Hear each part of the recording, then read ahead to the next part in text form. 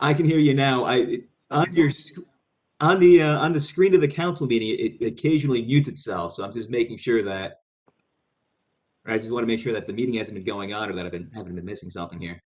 Okay, so why don't we get started and let's see if it mutes itself and let's see where we go. Okay, sure. So you like me to start then? Okay. Apologize for any confusion, but my name is David Novak. I'm an associate principal with Burgess Associates. Hopefully everybody can hear me. I will be discussing cannabis and drug-free school zones. And before we do that, before we dive into some of the background information and some of the maps, I just want to provide a brief background on some of the statewide legislation that we'll be discussing. And I'll keep it abbreviated since I'm sure that the board or the council has heard this all before. Really, three pieces of state legislation are at play. And again, I just want to confirm the council can hear me all right? Yes. Okay, perfect. So very briefly, there's three pieces of statewide legislation at play. Again, the council has heard this all before, I'm sure, but the Compassionate Use Medical Marijuana Act was passed in 2010 by Governor Corzine. That permitted the use of medical cannabis for people with certain medical conditions, which have expanded over the years. More importantly, from the zoning perspective, it established a variety of different medical cannabis uses, including alternative treatment centers, medical cannabis clinical registrants, medical cannabis dispensaries, cannabis manufacturers, and cannabis research and development facilities. Later, 11 years later, this year, legislature passed A21, which essentially expanded the Compassionate Use Medical Marijuana Act, and it legalized cannabis and regulated cannabis for possession and use for adults 21 years and older. And it created six different licenses: cannabis cultivators, manufacturers, wholesalers, distributors, retailers, and delivery service. It also established cannabis consumption areas and then cannabis testing facilities. But if we backtrack back to 1987, specifically April 23rd, 1987, the New Jersey Comprehensive Drug Reform Act was signed into law. And that law made clear the legislature's intent to consistently punish drug offenders under the state's criminal code.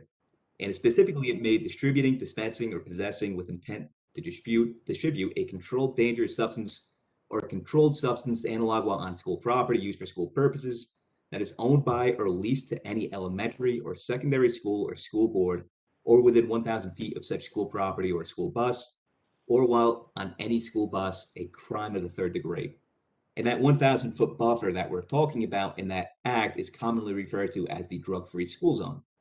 So it seems that that presents a bit of a conflict. However, the New Jersey Cannabis Regulatory Enforcement Assistance and Marketplace Modernization Act essentially altered the CRDA's definition of what a controlled dangerous substance is.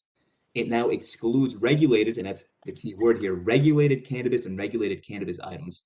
Thus, it's at least the opinion of the New Jersey League of Municipalities that a licensed and authorized cannabis facility can operate within a drug-free school zone. However, that being said, we still have the Federal Controlled Substances Act, and that makes distributing, possessing with intent to distribute, or manufacturing a controlled substance, which the federal government still classifies cannabis as, um, on or within 1,000 feet of the real property of any public school, private college, junior college, university, playground, housing facility, still makes that a federal criminal offense. Thus, we have a conflict between federal and state law regarding school zones. So the ultimate question is, how do we navigate that conflict between federal law and state law? We've done some research on that. We also had a discussion with the borough attorney, and unfortunately, there's really no clear guidance. They're just simply in conflict. But it's important to note that anything that the state or any municipality does in regards to permitting cannabis is going to be in direct contrast to federal law. So at the end of the day, in regard to how we treat that with local zoning, we're relying upon the parameters set forth by the legislation. And those parameters have been fairly open-ended. It allows municipalities to pick and choose what, if any, of those uses, recreational or medical, they want to permit.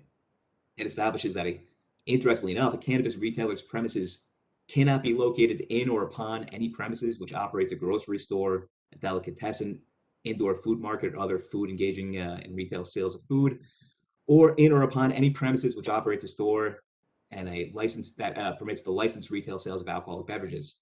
But besides that, there's really not that much other guidance. It really leaves other zoning standards like setbacks, like buffers, hours of operation and design and performance standards, it leaves that up to the municipalities.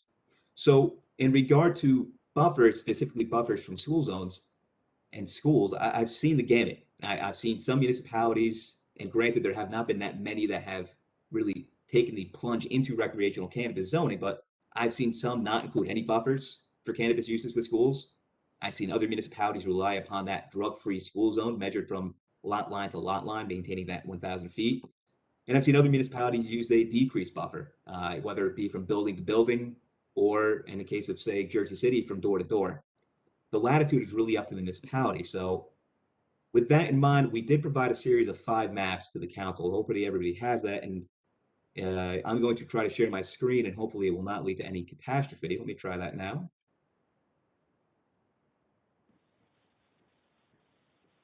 And can the council see what I'm seeing?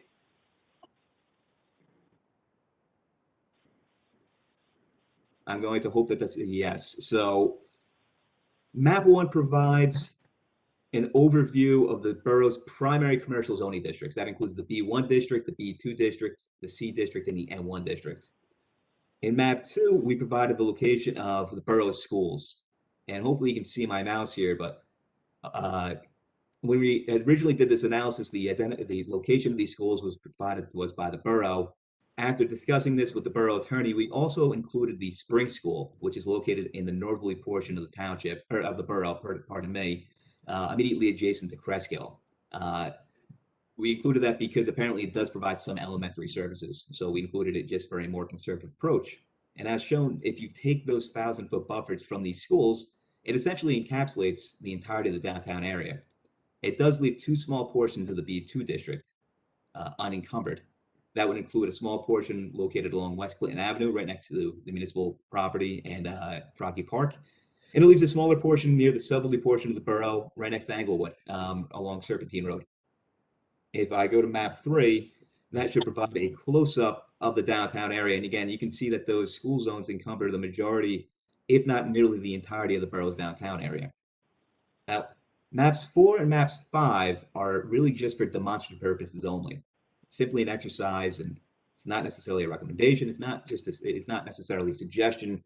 It simply shows what a buffer of 200 feet would look like from those schools. And why do we pick 200 feet? Well, it's relatively similar to the buffer that's required from a liquor store, I believe, from door to door. And again, this is just to demonstrate what that buffer would look like.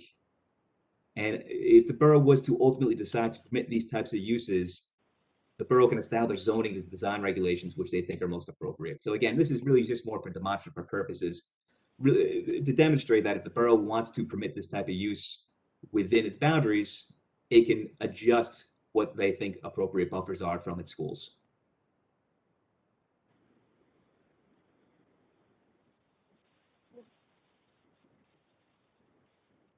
I'm sorry, David, just a question from the council president.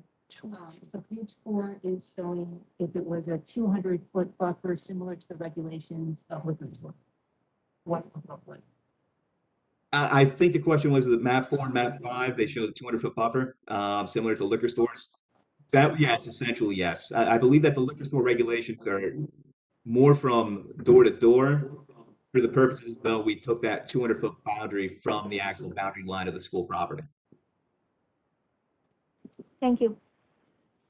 Just for clarification, I have the 5 maps. Was there a report that came with this or? There was no report. It was just, That was just these 5 maps. It's the 5 maps. yeah, I don't believe I submitted a I would report. actually like to. Or like a discussion. But I mean, like, I would have liked it to review. Right, well, the council had passed for moving forward with doing the mapping of the drug-free school zones under the federal regulations, and then through discussions between Dave and I, we wanted to show you what some of your options were, and that's where the 200-foot buffer zone was put into a map as well, just for an additional illustration as to how you may potentially do things that are different given the differences between the federal rules versus the state rules. And no matter what zoning you do under the state, it's going to run afoul of the federal just because it's still a federally controlled substance, whereas now it's a regulated substance that's not considered illegal within the state of New Jersey. Dave, can you hear me? I can hear you, yes. I can hear you. Okay. So, David, I have a question. For communities that have already allowed cannabis in various ways, what are you seeing them institute? 200 buffer, 100 buffer? It's, I think whatever we're seeing. Again, it's a little bit of a mismatch of, different strategies. I've seen some municipalities, for example, I think it was North Arlington, let me confirm that though, that essentially relied upon the drug-free school zone. So they do not allow any cannabis use within a drug-free school zone. Jersey City provides a 200-foot buffer as measured from front door to front door.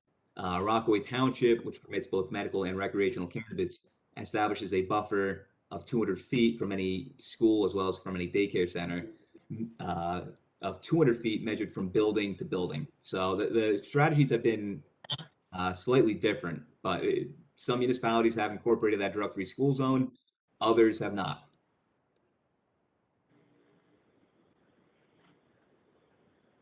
Mayor, you have questions? No, go ahead.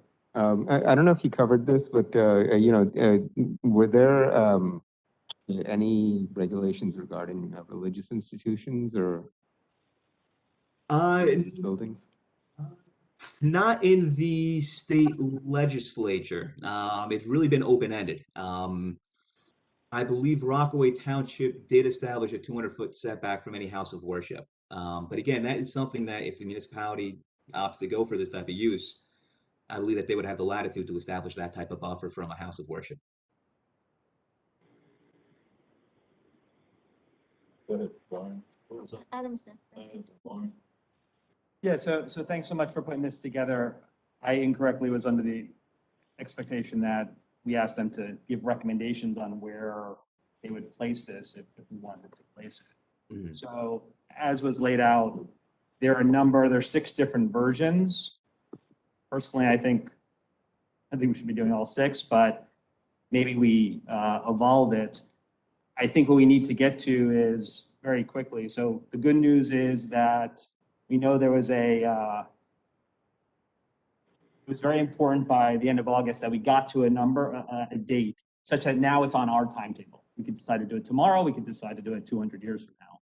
That's great. I'm glad we did that. I would now like to quickly get to a place with the council on, I think it's 2 parts. One part is, if it doesn't matter where it is, like I'm just saying no, let's get that out of the way so we don't have to spend more time in council meetings. Or option 2 is, yes, I'm open to 1, 2, or all of the 6.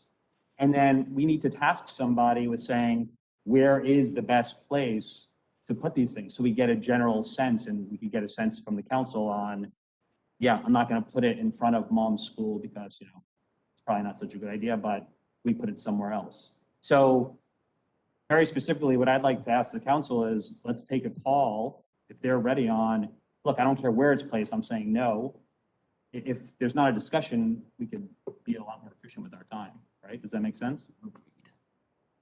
So your point is, decide to do it, yes or no, and then worry about. These maps, and thank you, these maps say there are tons of places you could put it around town. You can place it. There was a question before of, can we? You can place it anywhere you want. The question now is, great.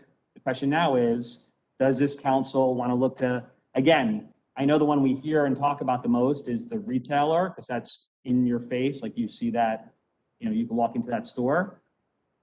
Cultivator or wholesaler, a manufacturer, you would actually never know it's there because of the requirements on smell and all the, it's not OSHA, but you know what I'm trying to say. So yeah, so I'd like to push forward on, does the council think any one of these 6 or all 6 of these should move forward? And let's move towards someone telling us the best place to put that zone. We should create zones. Yeah, Laura and then Jeff, please. I had a question for David.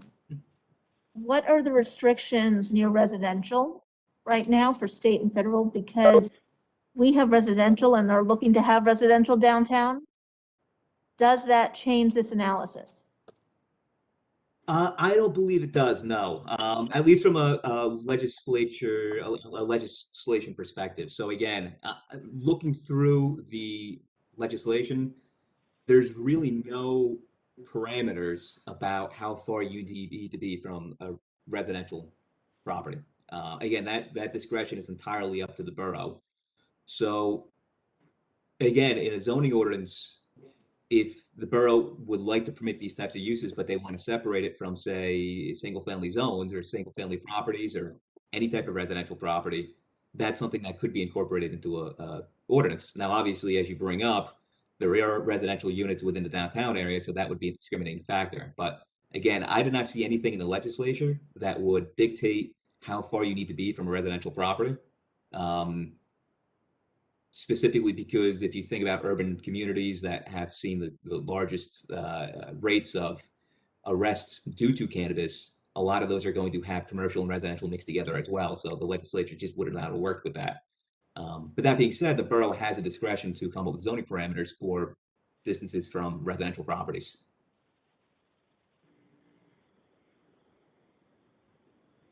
Yeah, I guess this is a question as much for Wendy about, so we have 1,000 feet here, we have 200 feet. If we were to pick something else, does that become just too arbitrary that it's hard to justify if we said 500 feet? It's so open-ended. The only thing that was laid out in the legislation is if you did nothing, where it would become conditionally approved. So as far as if you want to regulate where you want it, you really have a lot of authority to do so. Can I build on Right, that well, question? All right, Bill, It's, then. it's the same, can we, as far as what he said, it's like whatever number we pick, can we pick block by block? Zone wise, zoning wise? What I would suggest is that you go by the zone versus block and lot. So you can see in David's map, you have the B1 zone, Uh-huh, the B2 zone, C and M1. All of those are they're not non-residential, but they're not residential only zones. So those would be, to Councilman Michael's point, those would be more of recommendations of where you would want business in general, versus in a, R1, R2 zone kind of situation.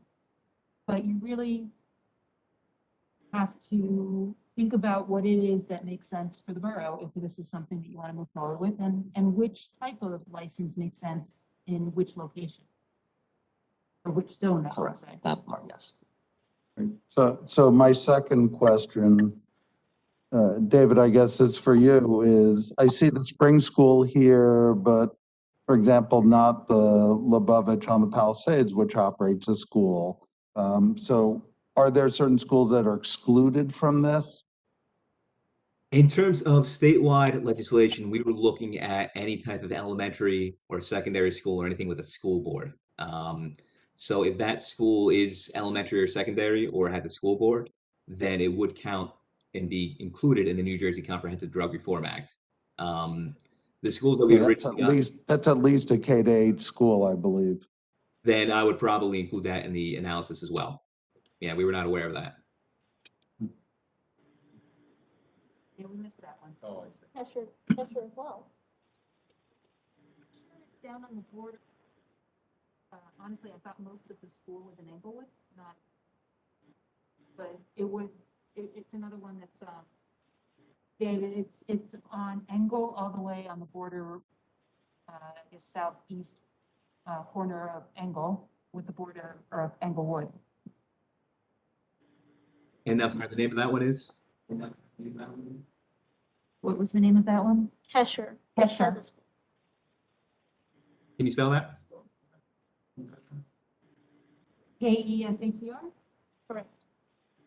On the map, and it correctly shows, the parking lot for that facility is in Tenafly. The physical building is in Englewood. It's one of those aberrant cases. Hmm. There's nothing here for religious institutions. This is purely K to 12 schools. This is Right. not any religious So, building. so David, let me ask you, have other municipalities look to restrict around religious institutions? Let me confirm that, but I believe that Synagogues, mosques, churches? I believe that we had worked on an ordinance for recreational cannabis in Rockaway, for example, and I believe that we incorporated that. But let me just double check that. I can do that as we speak right now. But I believe that we did incorporate a 200-foot buffer from houses of worship. Let me check that and getting that up right now.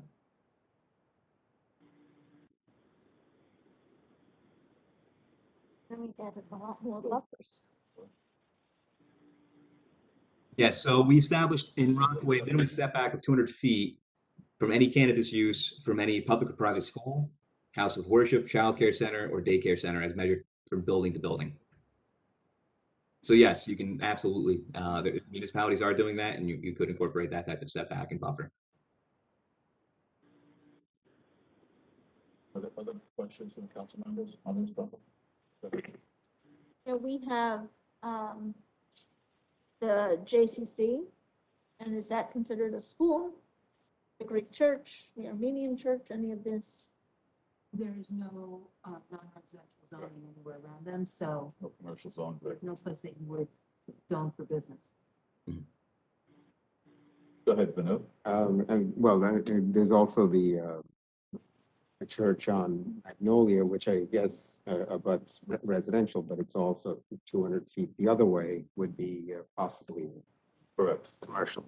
So is that considered? So there's two, So just to clarify, the way it works in the state, it's legal. There's actually no regulations on anything. There are recommended, what the team here recommended is, Nate said, let's just look at the same regulations. Actually, yeah, the same, I guess, regulations on liquor as just a proxy. There aren't, if you want to put it, again, if you wanted to sell it out of the cafeteria, legally you could, because you can't do it out of the cafeteria. Oh, you can't do it in a school. Sorry. Oh, no. In school, you can't do it. Yes, You we can't can't carry have that retail outside. have any can So the places selling point liquid as is, well. we have to figure out, again, is this something we want to do as a council? And if we do, we can all decide what we set as our arbitrary, and hopefully it's a proxy from something else we learned, where we want it, when we want it, and we don't know yet where we would want it. I think the first step is just, do we want it at all? Let's just be efficient. with our Follow-up question. Dan, let Dan have a follow-up. Go ahead, Dan. So with the number of licenses, we can do that per zone. One retail for B1, wherever it lands, one retail for B2, wherever it lands. We do that. Yeah. We can set our own limit. We have complete control over the limits we set on where, when, how. So I have a suggestion going after what Adam is saying. You know, this is going to be the first time the public sees any of these maps, and I want to thank David and Burgess for creating them. I think they're incredibly informative. I would like to bring these maps back to a couple different committees. Number one, the Board of Health, and Julie, I'm sure that they want to take a look at this. Number two, the Downtown Committee. Number three, I think the Board of Ed should take a look at this and weigh in. You know, I would like, Why? what, of course, well, I assume planning and zoning are a given. But before I think we make a decision, can we task for the next 2 weeks to reach out to those committees and have people, beyond the six of us weigh in as to whether we should be doing this? Excuse me, So Why I do think. can I say Go something? ahead, Julie. Thanks. Go ahead, of course. Okay, so as I imagine everyone's aware, Adam and Jeff and I were on the cannabis committee. And on that committee, we had representatives from planning board and Board of Health.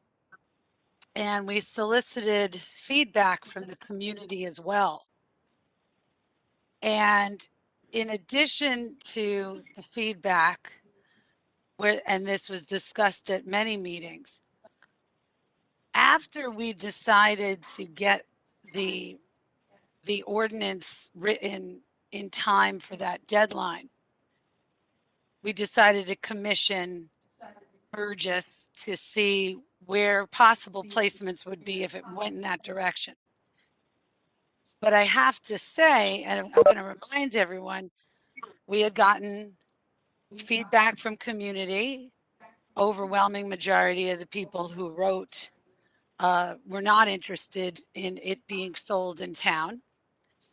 But I guess my point would be to Lauren's question is, I don't need to now go back to Board of Health. This was a discussion point at Board of Health many times, and we had a Board of Health liaison on that committee. That committee has now obviously been debunked because, you know, we were trying to study the issue in time.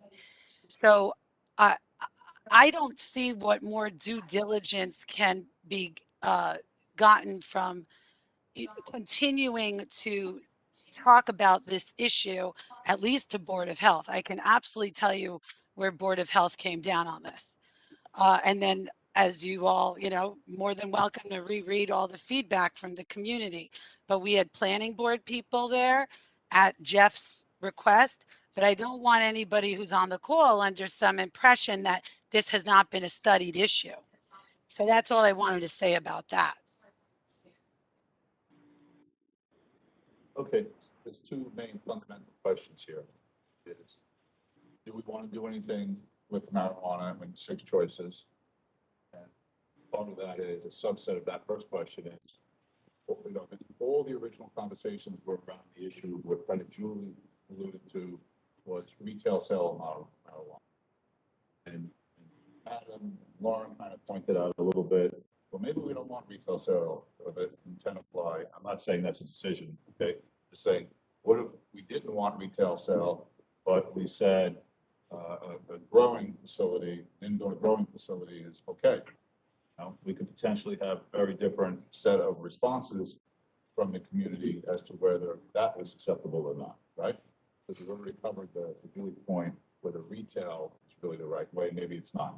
But there's 5 other options.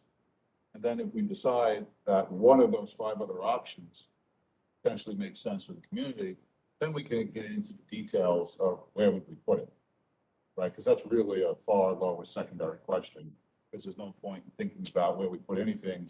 We decide not to put anything anyway, right? So perhaps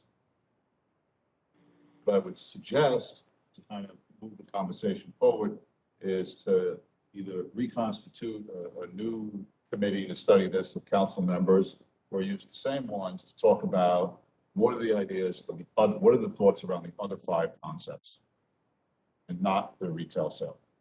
Yes, yeah. So I don't believe as a committee, we actually differentiated. I don't think we sat there and said, we are only talking about retail. So that's number one. Number two, if we were to do that, and I'm not saying don't, I'm just saying, if we were to do that, I think it would be in our best interest to bring in experts from the industry, because honestly, my understanding from looking at Colorado and other states is that manufacture takes more space than we generally have in town. And I don't want to spend hours and hours having a discussion that ends up being moot. We're not really an agricultural center, unless now that we've hydro-rigged, you know, up at the pond, that the nature center wants more income somehow. But we don't have the space. So if we're going to have that discussion, I think having an in-house by ourselves is not going to be very fruitful. I think a committee with a couple of people who are from the industry who can say, look, your town, we'd never open up there except this kind. That makes a lot of sense. I don't. And then we know we're, Talking to ourselves about our. right. I think you definitely want. So I'd love to, so I know someone at the Cannabis Regulatory Commission, I bet you would love to come forward, share, and then at least we could ask any questions. That this is egg before the chicken, whatever that phrase is. Cart before the horse. Cart before the horse. We zone, it is up to the business to come in. If the space is small, they'll grow less. If they're a small business, we don't need a Walmart sized warehouse. We're not attracting that. I think. We don't what you're need the saying- X, we zone. Let the businesses come in if they would please, if they would want to. We're zoning, we don't care who comes in. But I think it'd be good. I agree with Councilman Grossman that I believe an expert, an independent expert that can say, yes, warehouses are anywhere from 1,000 square feet to 100,000. Or if they say the smallest is 100,000, then we know it's not worth it.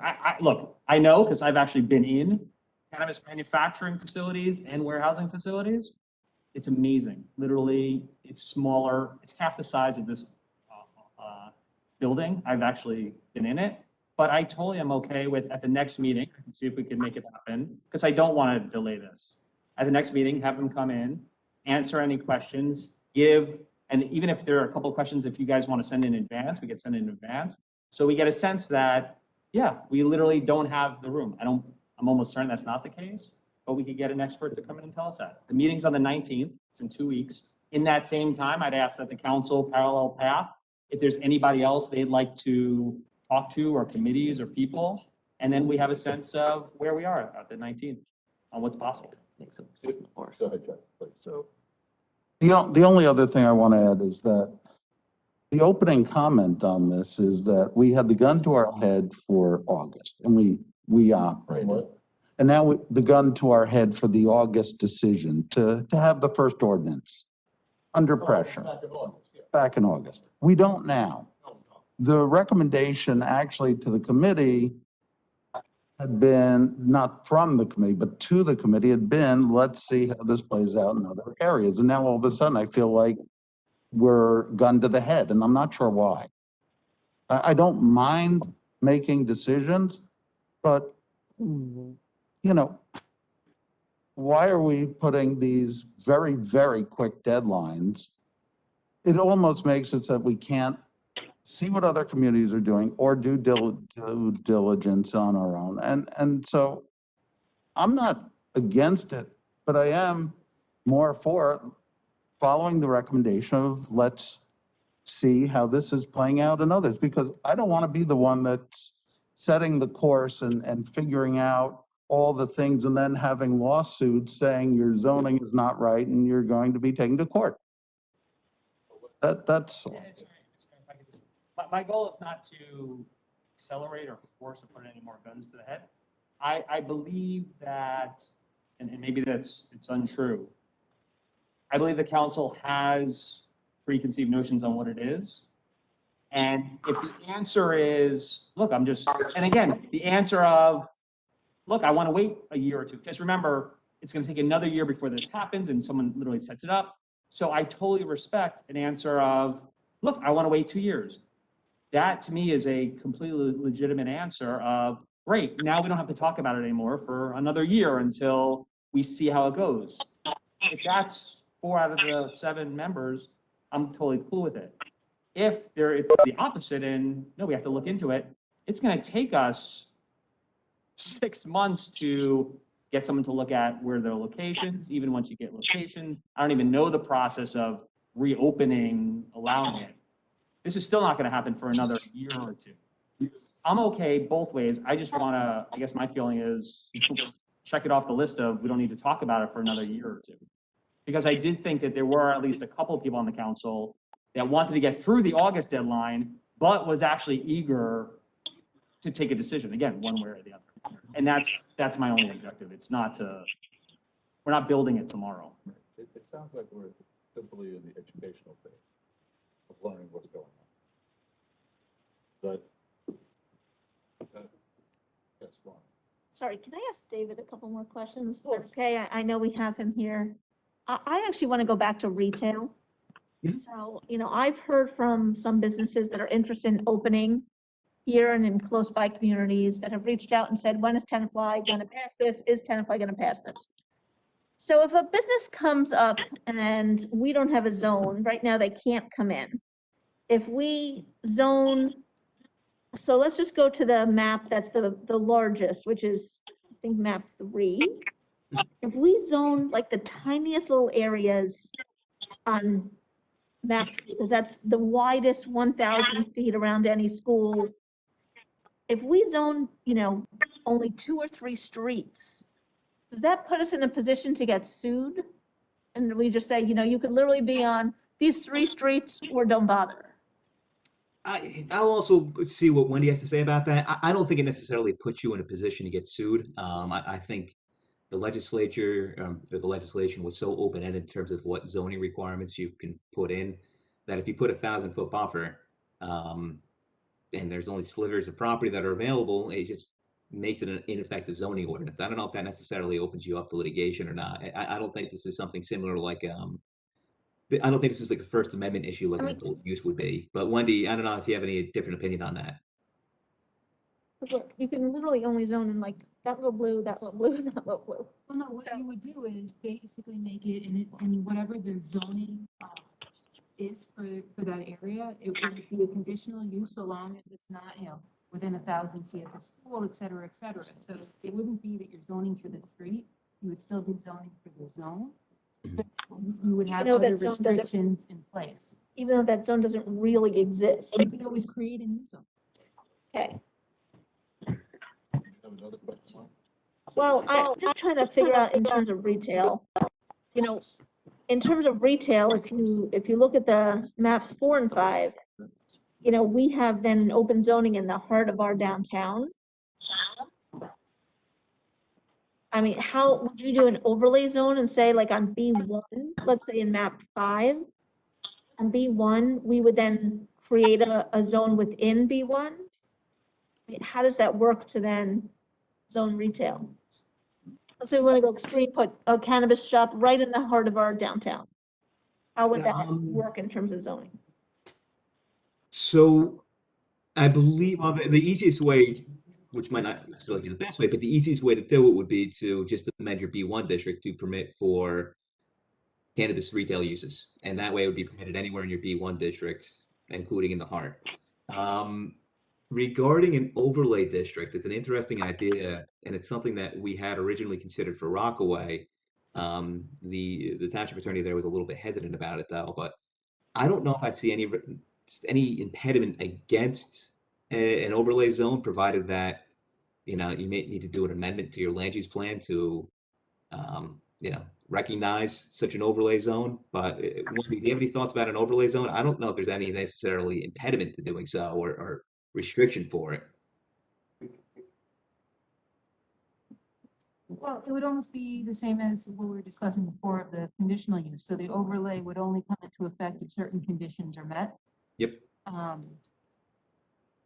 Right, so if you're going to build certain things, I just want to point out to the council too, that if you do want to go forward with zoning, there's other things that you can consider within the zones themselves, such as, does it need to be a freestanding building? Do you want it to not be a freestanding building? Those are all considerations that I've seen go into the zoning ordinances of other towns that I'm in when they review cannabis rules. Yep. Some like this freestanding so that there's better traffic flow for retail and perhaps a better 360 on security. Some people want it within like a strip center kind of situation, which I'm not sure if that would be possible because I think most of ours have food establishments.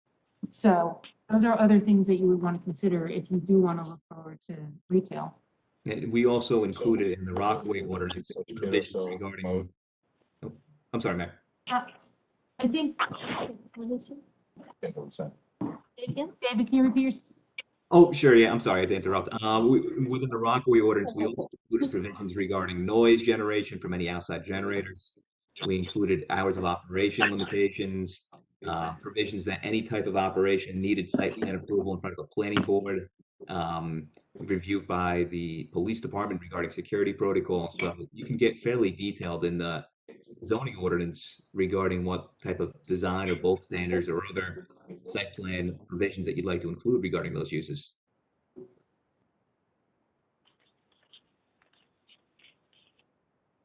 Okay. So is everyone agreeing that we need to educate ourselves more on this? Yes. A lot of work to be done. What particular time frame in mind? Right?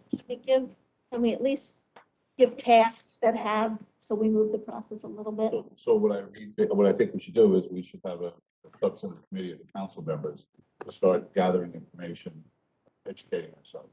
Okay?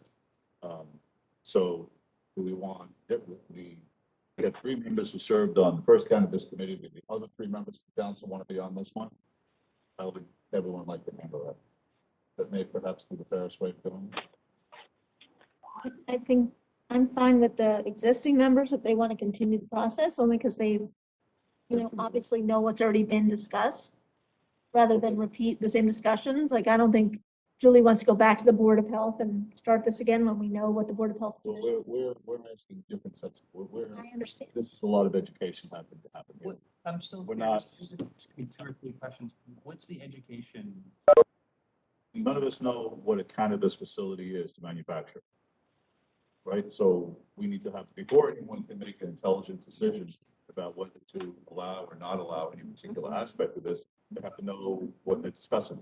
But wouldn't it be easier for the group if we brought the expert in and Absolutely. all 6 people? So what I'm suggesting is though, is that the thing on the table is to have the same 3 people who were originally on the cannabis committee, have a discussion amongst themselves, come up with some ideas of how do we educate the whole council, and if that's the answer, then that would be the answer.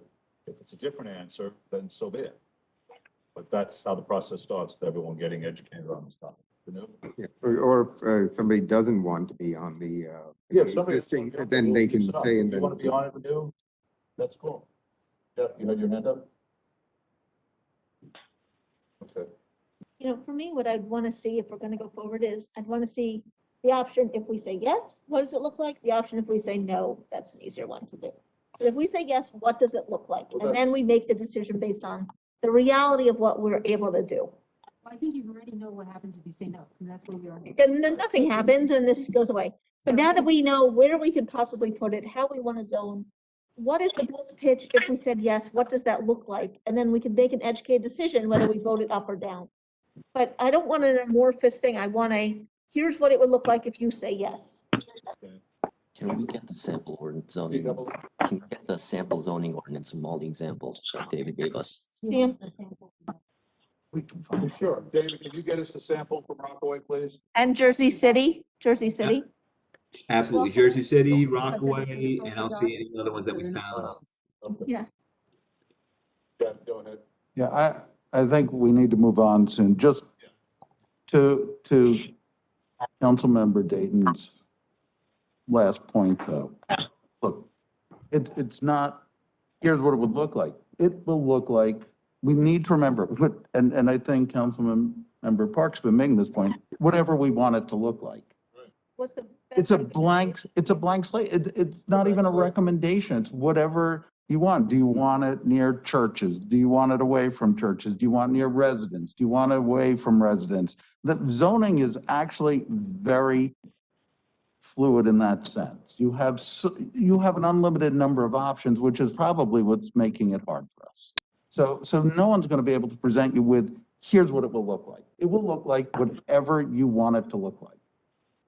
So the wish list really is, and maybe this is a better way to go forward, a wish list of where don't we want it? We don't want it, and everybody should have a wish list. I don't want it within 200, 500 feet, 1,000 feet of a school. I don't want it near churches or temples or mosques. I don't want it near Borough Hall. I don't want it near residents. It's really a wish list. Does that make sense? That makes sense, yeah. So maybe we start with that before we even have any committee discussions. And then, based on the wish list, we know about what we need to educate ourselves on. We don't even know right now. I think we have to have an offline committee discussion. Yes, Formula. yes. Can I just ask a super quick question to David? What was the rule of how far federally, how far it has to be from a school? Federal law would also be 1,000 feet. Okay, thanks. 1,000 feet, yeah. Right, it's- How they do the recommendation. Anyway, that's a whole nother conversation. Okay, so Laura, it kind of sounds like you don't care about whether you're on this committee or not. I'm okay if the three people who've been working on this continue working on it. Happy to step down if you want to take. Okay, Vanu, are you interested in being on a new formulated committee? No, I mean, if, So, Dan? The three are fine. Okay, so Jeff, you into it? I'm fine. Okay, so it sounds like, so Jeff, Adam and Julie, you're back together again.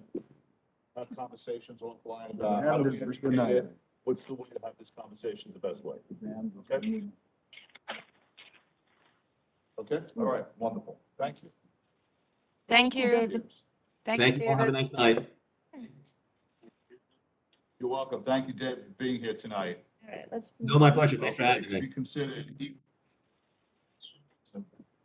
Eagle Scout request to be considered. Yeah, thank you, Mayor. Go ahead. All right, hold on a second. Jimmy has the floor. So we were contacted by Joshua Kim, who's a, scout member who's looking to, do his Eagle Scout project. He submitted a proposal, up at the Churchill Nature Preserve, with four main tasks: stream clearance, that would be of, storm debris, branches, small branches and small trees that have, made their ways into the stream. Also in the stream would be garbage pickup, just plastics, any garbage that's made their way in there that shouldn't be in the stream. Boardwalk installment on the trail near the pool, and then also a picnic table installment. So this, wanted to bring this forward to the council for consideration and for his Eagle Scout proposal, for his project proposal. Everybody okay with this? You have questions? DPW is okay with all this work being done? Yeah, it would be minimal, assistance from DPW. They would just assist when he's done picking up some of the debris, trash, whatever it is. So it would be minor assistance. I could assist them and it wouldn't be a heavy burden or lift for them to assist. It's fantastic, and Yep. thank you so much, Joshua Kim, for proposing this to clean up our beautiful Churchill Nature Preserve. So I'm all for it. Everybody's good? Yes. Okay, wonderful. Thank you. All right, Jimmy, you'll let them know, right? Yep, I'll be in touch with them tomorrow. Yep. So next is the administrator's report. Let's see if anybody has any questions. Yeah, so I included my administrative report. If there's any questions, I'll take them. If the council members would like me to report on anything specific, I'd be more than happy to do so. Jimmy, I was, Yes, I want to thank Jimmy for, hello? Warren, then Dr. O'Connor. Okay. I was gonna say, I want to thank Jimmy for following through on the water bottle filling stations. I know that we are excited to have those at our parks and playgrounds that we've picked. So I had a different question that's not on here, which was the vacant property registration. I haven't really seen it being enforced, and so I'd like to know if we can follow up on that ordinance. And this is essentially if a property has remained vacant for over 6 months. There's a couple properties, especially things that have been bought or purchased where there's new owners and there's still old signage or debris or hazards.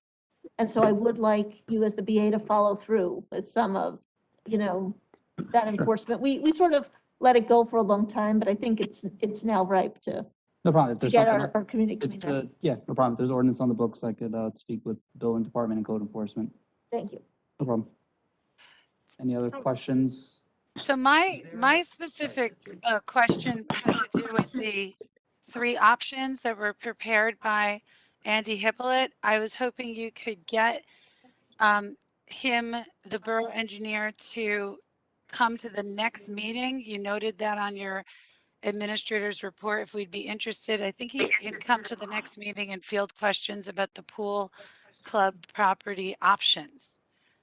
So I'd like to request Yeah, that. if the council, if the council would like him to attend the next council meeting, that's not a problem. yes, I would. Yeah, that makes sense. Everybody's good with that? Still think it's premature. That's, Why do we believe it's premature? I don't think we need our professional engineer here until we have something to discuss. Whether we make a decision to do something on that property, then maybe he comes. But for us to just discuss, generic I option, agree. I thought the document that we received was, it was thorough and, you could, it's thorough. It just said, you can do anything you want. Like, actually, it was, I don't know, I right. got the 5 pages on it, but it literally just said, you can do this, this, and this. That's it. So maybe you're right. I still, I don't know if we're moving the ball forward on this. We keep talking about it. Well, the question was, so I mean, so if the borough engineer comes, so we have a couple of council people who'd like to ask questions and again, educate themselves on it. And maybe that's part of moving the ball forward in terms of then saying, okay, we want to do X there, or we don't want to do anything, right? I mean, that's, I tend to agree. If Andy's willing. right? We should Yes. always favor more education, right? Okay. Thank you. Mayor, if I could just point out one Please. quick item on this. With the upgrading of the Wi-Fi in the building, that was actually completed today. You'll see some of the new infrastructure, so it's much more stronger, reliable. And we're working on adding wireless access to the McCandless room, so that'll be discussed at the next joint use meeting this Thursday evening. Yeah. Yep, thank you, Mayor. All right, thank you. All right, let's move on to correspondence. What is it, reference? Okay, so we'll get to that one. Second here. Scale project. Oh, we get correspondence. Okay, so the first thing is we have a block party request. Over on Jefferson Avenue. Does anyone have any questions? Everyone good with that? Yes. Did you, it's on Yes. Jefferson Avenue. It's between Jefferson. Okay, hold on. Okay, so let me be, I stand corrected, you're right, thank you. So, the resident requesting it lives on Jefferson, the actual street to be closed is Virginia between Jefferson and Esmond. Everyone good with that? Hearing no Yes, yes. negative comments, it sounds like, Mr. Hanksy, that's a good to go. Yep, no problem. Okay. And then, we have the sidewalk permit request. Yeah, so if I may, Mayor. Please. This was, I apologize, I added this prematurely in anticipation of the pending passage of the ordinance tonight. So once, if that's approved, I would speak with the resident on the proper protocol in submitting this request to the council. So in other words, if the council approves it tonight, there's a whole set of steps the residents have to follow. Correct, The council decide on that particular case. correct. There's no other correspondence. Okay, so we're right into public comment time. Audience members wishing to speak will have a 3-minute time limit to address the governing body items, the governing body items on the committee of the whole agenda. Large groups are asked to have a spokesperson represent them. While anyone who comes up to speak, either live or in the virtual world, please state your name and your address. Is there anyone out there? Oh, I see someone in the audience, please. And I'm gonna guess that you live on Leroy Street. 37, 39. 39, you remember Carnac? 30 Leroy Street, the interest of speed.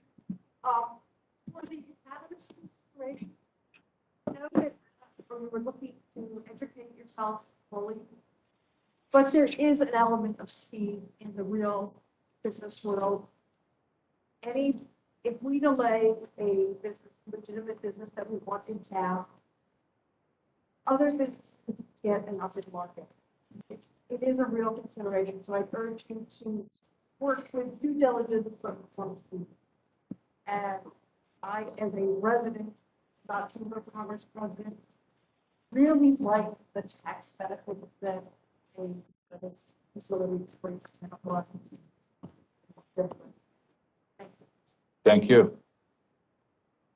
Any other, Omar, is there anyone on in the virtual world there who would like to speak? Sir, are you interested? Come up when you're ready, sir.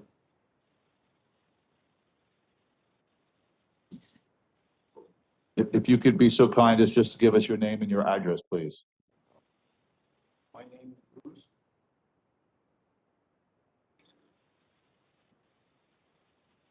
Which address? Norman. 5 Norman.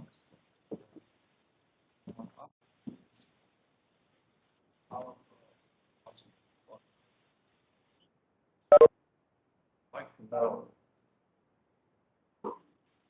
how or state have been.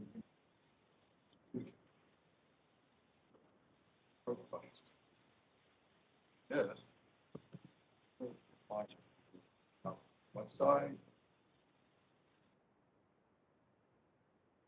neighbor had the same concern.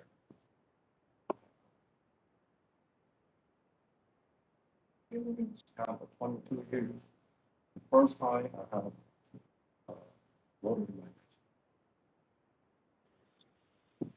So just, was there more to your question? I'm gonna just address this a little bit. Okay, so there's a couple of things that and Jimmy, correct me if I misspeak, there's several things we're doing right now. Many, as you know, some of the roads were damaged, the bridge on Bliss Avenue was destroyed, and those are all under repair. We're going to get about 80% of that money refunded to us through FEMA. That's a whole process. Additionally, our engineers have been tasked with inspecting all of the bridges we have in town, through all the neighborhoods in town where they are, so that we understand whether they're safe or not. Then that has to be addressed because of the storm. We don't have complete clarity yet of what kind of help we're going to get from the state or FEMA for property that is not owned by the borough, right? We know that FEMA, first, people have insurance first, and then FEMA steps in if the insurance doesn't cover them. We're learning all these things also as we go somewhat. And we don't have clarity yet on what we're able to do with the brooks, okay? So we're working on that. Right now, we have learned recently that the property, the stone and the earth and the rock is owned by individual property owners. And the water is actually owned by the state. So prior to Ida, we didn't all appreciate that to the degree that we do now. And so we're trying to work through with the state and understanding what we can do to rectify the situation, okay? And we're not sure yet, all right? So I don't have, or none of us up here today have that answer for you. But so those are some of the things we're in the midst of right now.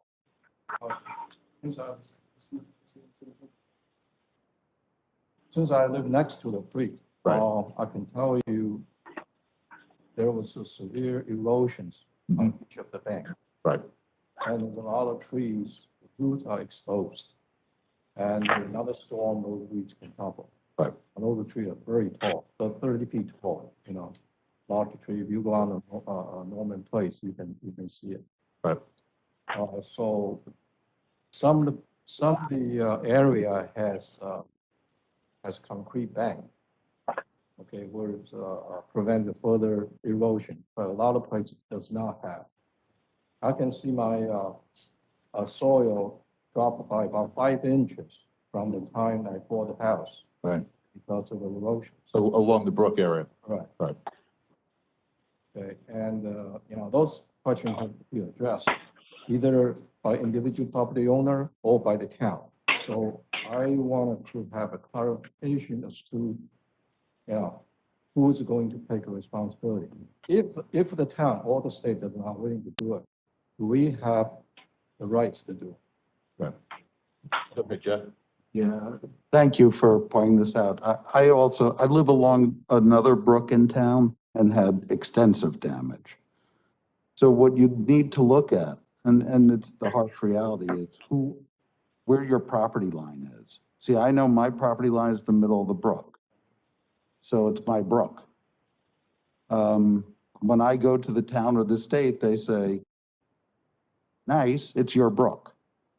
And I had to, unfortunately, I'm in the midst of making repairs I had a wall that was smashed out by the storm, tons of soil loss, rocks all over, and I'm the one who has to deal with the cleanup. It's something going forward to look at, should the town take brooks and so that they can do something to clean them out, but that would not be something that would happen overnight, because it would have to be literally taking from all the property owners pieces of property that are brook. So my simple answer is, it's your brook. Unfortunately, the state and town are not going to help you any more than they're helping me. I wish I could give a more, but you're looking for a definitive answer. That's how I had to apply originally for DEP permits and do all that. Now, if the property owner's responsibility, then that means how do we proceed? Have to apply DEP permit and how long that's gonna take, it's a. So you want to restore it, right, to the way it was? Whatever condition before the storm, you just want to fix it, right? I want to put a retaining wall if possible. Did you have any sort of wall there I before? had some railroad tie. Okay. That doesn't really do You can, if you apply to the building, because I did this, apply to the building department on the permit and do this quickly because is the state of emergency still Yeah. on? Yes, It was It's still on. extended? It's still on. still on. Okay. You want to go to the building department, apply for a permit to repair, make it just to repair your property. There is no fee. They will waive the fee as long as you say it's due to storm damage. And if you do the work during the state of emergency, which still exists, you do not need to go to DEP. If you are still working when the state of emergency ends, then you have to deal with DEP. So my recommendation is if you want to do something sooner rather than later, and if you have other questions for me about, since I've been dealing with it, I'd be happy to talk to you offline, outside the council meeting. Yeah, I'm just, Whatever I can share.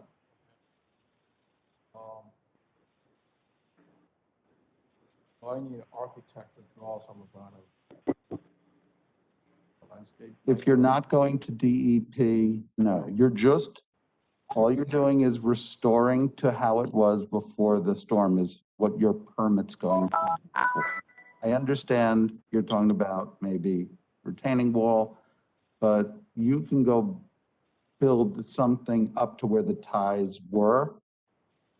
And I can't tell you if you can put in different material. That's not for me to tell you, but I will tell you, we can talk about it offline. I'd be more than happy to. You can reach Jay Grossman at tenafly.net and we'll exchange numbers and we'll talk. All right, because I've been dealing with this now every day. It's daunting. And my heart goes out to you on it. Yeah. Another question.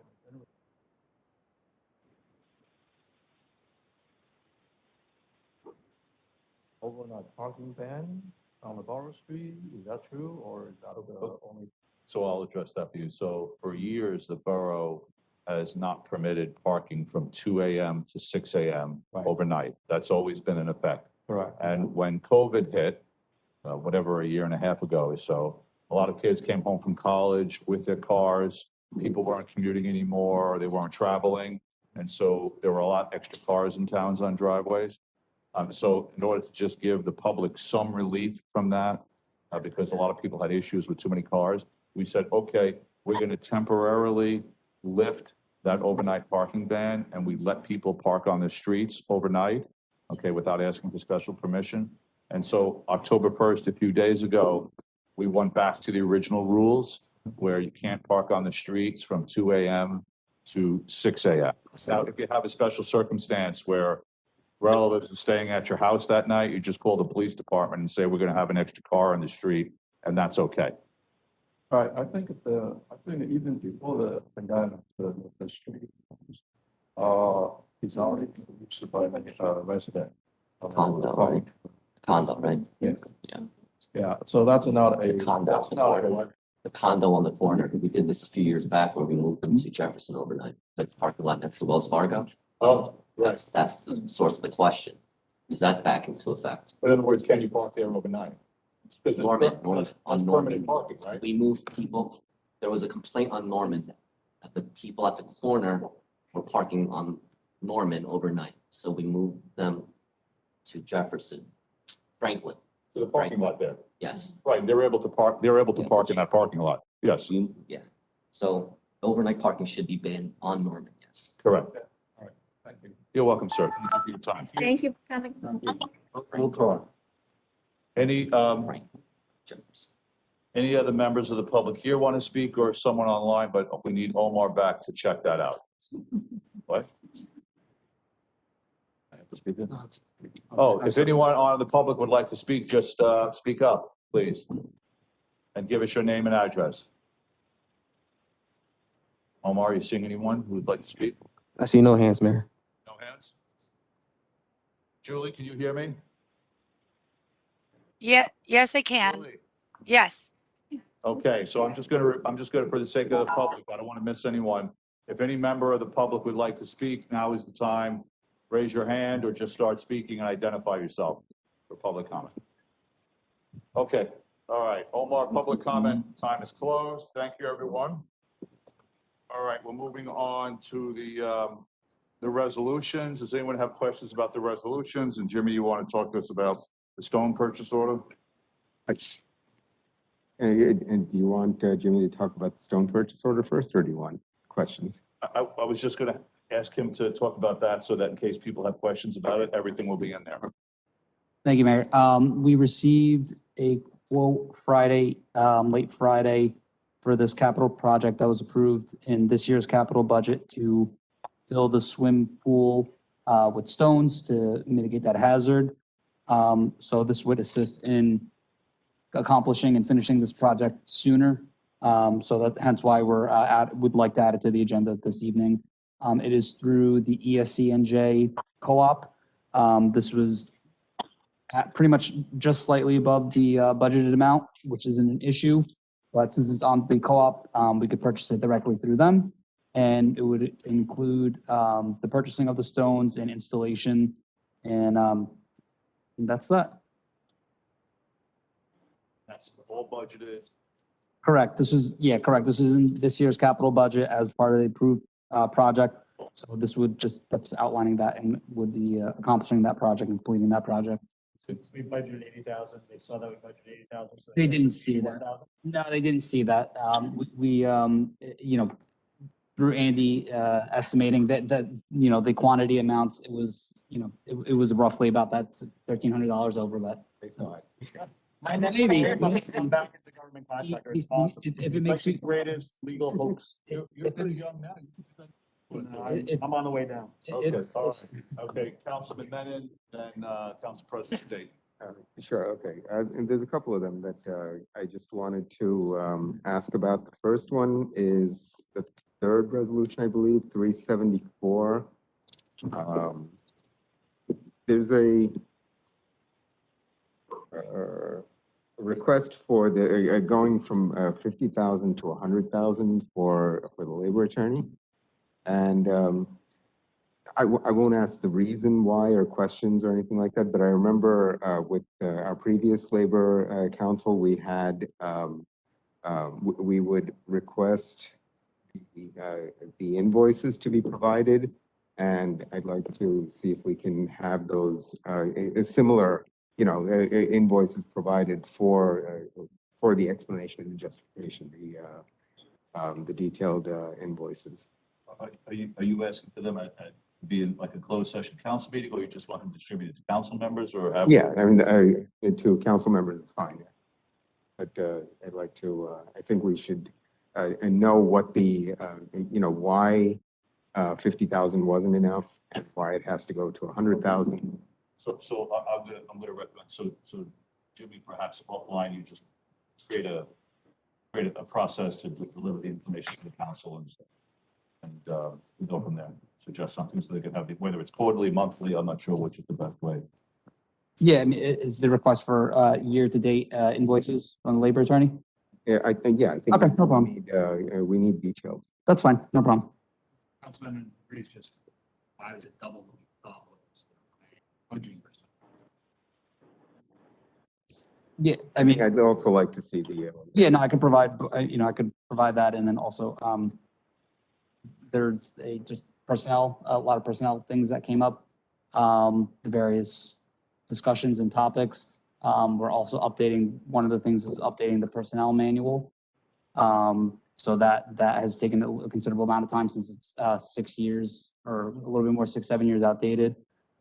Just some of the labor negotiation contracts, there are 3 that are out of contract and expired. Some grievances. So there are a number of things that have come up throughout the year so far that But I would understand, or I would I would think that we, when we were going through the budget process, the amount that we came up with at the time factored a lot of these things in. Because we already did have an HR person, and those were things that were in the process. So we would have actually budgeted an adequate amount for that. So, these are not new things that came up. So that's why the question, because we're doubling, we're going from 50,000 to 100,000. That wasn't the purpose of having a labor council or rather having an HR person in the time of, it was to bring down the cost of the labor council as well. Understood. Can I just also add, I agree with Vinu that we were supposed to get an accounting of this. In the past, anything above what we had was given to us as legal bills and we reviewed them. That was done with every BA before this. So this is just something with our outside counsel at all times. The bills came through. I think they were reviewed by 2 council people who just took a look so that we said we saw it. We sometimes reviewed it with our borough attorney as well. And so we just also have eyes on those bills at all times. And I think, correct me if I'm wrong, it was every 10K that we took a look at, every time it was above next 10K. It was 10K. Yeah, I think it was 10K. Yeah, so every time we spend $10,000, we review it as a council and with the attorneys as well. So any outside legal bills. Any outside legal bills? Yeah. So if that's, So in this case, Ruby's bills, whatever's above, for every 10K she spends, we all take a look at it. okay, if that's council's pleasure, no problem. That's just been our practice in the Yeah. past, and Ben is right on this, to take a look at it. Okay. And then- Additional question? Yeah, and then I think it's going down 2 more, on the Fister's Pond hydro raking project. To the extent that I don't necessarily have a problem with doing additional hydro raking because we have the equipment. The concern I have is that, we're looking at change orders and the ability to make change orders up to 20%. And so now we have to take that into consideration when we're doing our budgeting. Are we going to see 20% increases on every single capital project or project? I get that this is, a specific situation, but when we're budgeting for a certain thing at a certain amount, that's the amount I think that we should be reasonably expected to stick with. Isn't the dollars included part of the budget? This Is it money? we Not- picked we're not- the budget. No, 660,000. Yeah, but I'm saying, our discussions didn't, we kind of brought down the amount. No, this of was the- a, No, we took away the $100,000 for carting away, stuff from DPW, and we did everything possible to try and lower the cost of the project. And the idea was not to, within that 650, we budgeted 650 at a time when we didn't know what that 650 really was for. no, we didn't. When we finally got a number, and we got the detail of what the cost would be, that included $100,000 for carting away the stuff. We got that removed through our DPW director. But the idea was not to just find ways to then automatically increase it by the 20%. So No, I hold have on, to I go got back. this. Dan's first, and then I'll go. No, So the original plan was to, outside of the carding and all that stuff, was to do roughly 60% of the pond. They moved fast enough, so they're gonna do 10% more. That's what this budget changes. I get that. What I'm saying is, the idea that we can, since there's and we're seeing this with a couple of things going on now, where we're adding in the 20% for change orders. That kind of creep is something that we should avoid. Because in the budgeting process, we're looking at budgeting at a certain number. We shouldn't avoid that because this is good. We're getting more cleaning done. In this case, but there are other, and we can all decide whether this is a good case or not. I don't think that's a unanimous decision. So can I just clarify? Okay, so the Fisher's Pond project, actually, even after we took the 100K out of it, from the open space, we actually budgeted for the higher amount.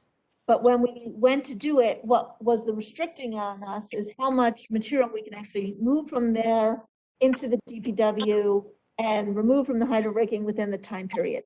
Well, we are actually moving faster, so we could actually accomplish more and still be within the original budget that we had.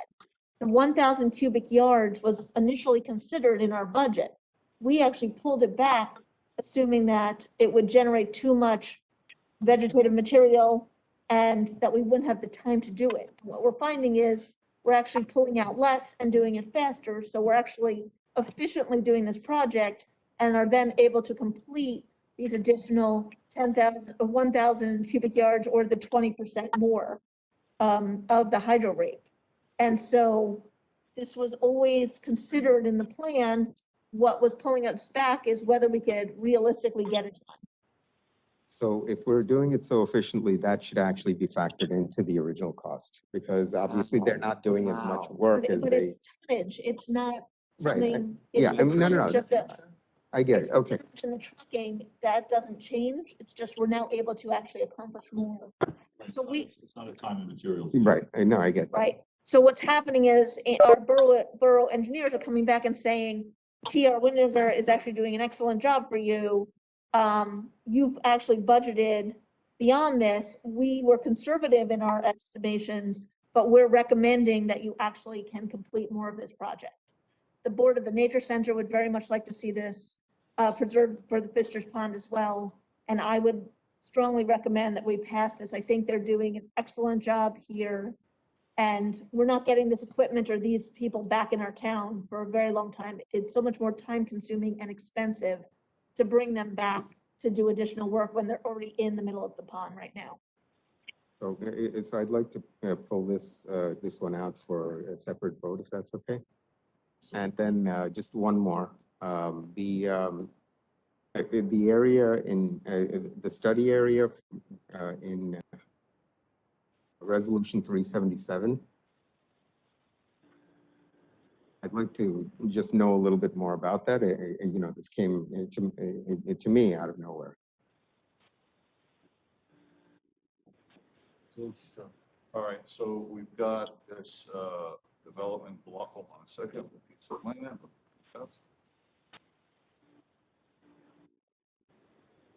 Wells Fargo. Park. This is the Wells Fargo parking. Okay. I just want to make sure. Okay, so the Wells.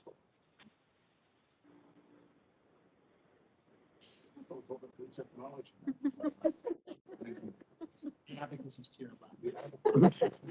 Well, I do big numbers in my head. Anyway, okay, so the Wells Fargo parking lot, Wells Fargo, and has entered into wrong on some of the legal terms, but it's basically entered into agreement with the developer to redevelop that property into a residential zone. We've had some very preliminary site plan discussions with the committee and the planning board, whether it even makes any sort of sense.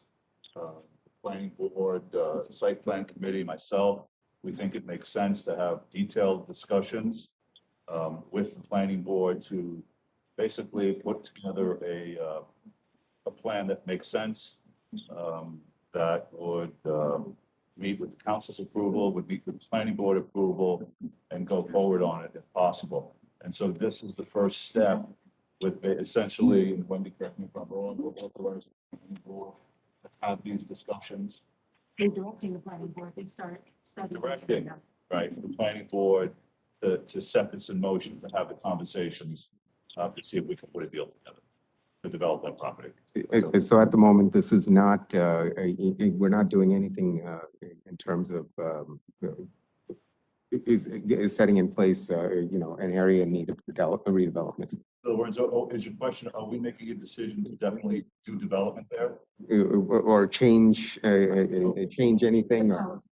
It's in the planning board to study whether it would meet requirements to be classified as an area in need of redevelopment, at which point you would still have to take action. If their study comes back and says, yes, we think it does, you would still have to adopt that study.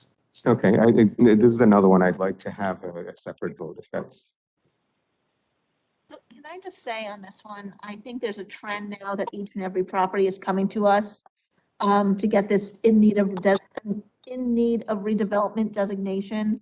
I think it's a trend that we do not want to see here in Tenafly. This Wells Fargo lot, and I know I'm not an expert at this, but this Wells Fargo lot does not seem appropriate for this type of designation. I would be willing to let the planning board go through the, rigmarole of studying it, but I do feel like, I don't want to start a trend where every new property who wants to flip wants to get this designation. So I strongly don't see the need for redevelopment designation here, but again, we'll vote on it separately. yeah, I agree with Councilman Deaton. But you kind of said in the beginning there that you're okay with the planning board being directed to do the study. Not on this one. Okay, I so really don't. We'll have a separate vote on these two Right. resolutions, 376 and 377. Any other questions on items on the consent agenda? No. Did you say yes, sir? Yes, go ahead. So this one that we were just handed about the stones for the pool. My understanding when cleanup was starting from the storm that a lot of that stuff could be dumped down in the pool, repurposed, which it was a lot. And I'm sure just from somewhere like Bliss Avenue, it would be enough to fill part of the pool. Why, if we didn't do that, why not? We should be able to repurpose stones and look at it as, look, we're always looking for people to contribute to the town. This is a freebie. A lot of the landscapers who are doing the work don't know where to put this stuff. So I think there's zero reason we should be filling the entire pool at the full budget before we explore that. Unless I'm missing something here, but there were tens of thousands of pounds of rock that have been around town and collected, and that should be going into there. Yeah, I could address part of that, whatever's in the borough right of way or property was collected and is not, and I mean, I understood that it's going to be dumped in there, but it certainly wasn't enough to really make a huge dent.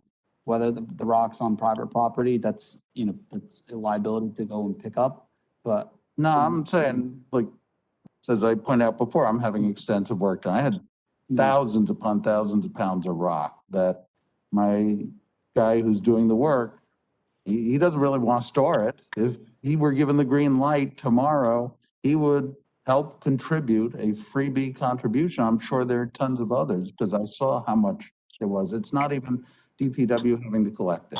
It's letting these people doing the work know this is a one-time, you can have a place to dump it because that's all we're taking anyway is fill from somewhere.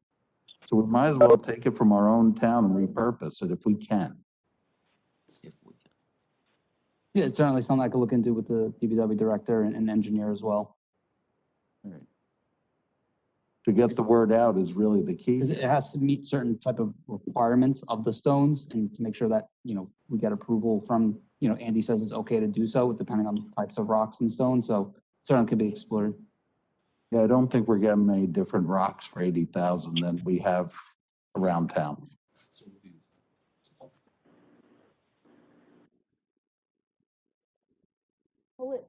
I have a question.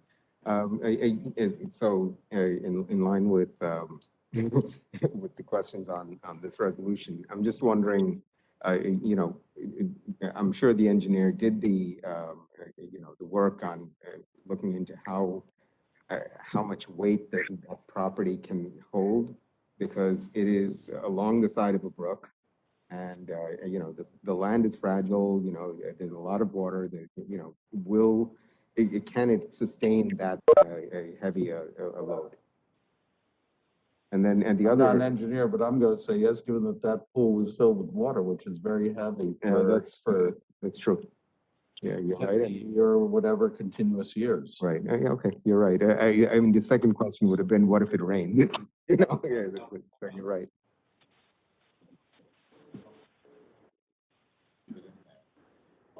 same time, I mean, have these conversations with the residents in Cassidy, stuff done there.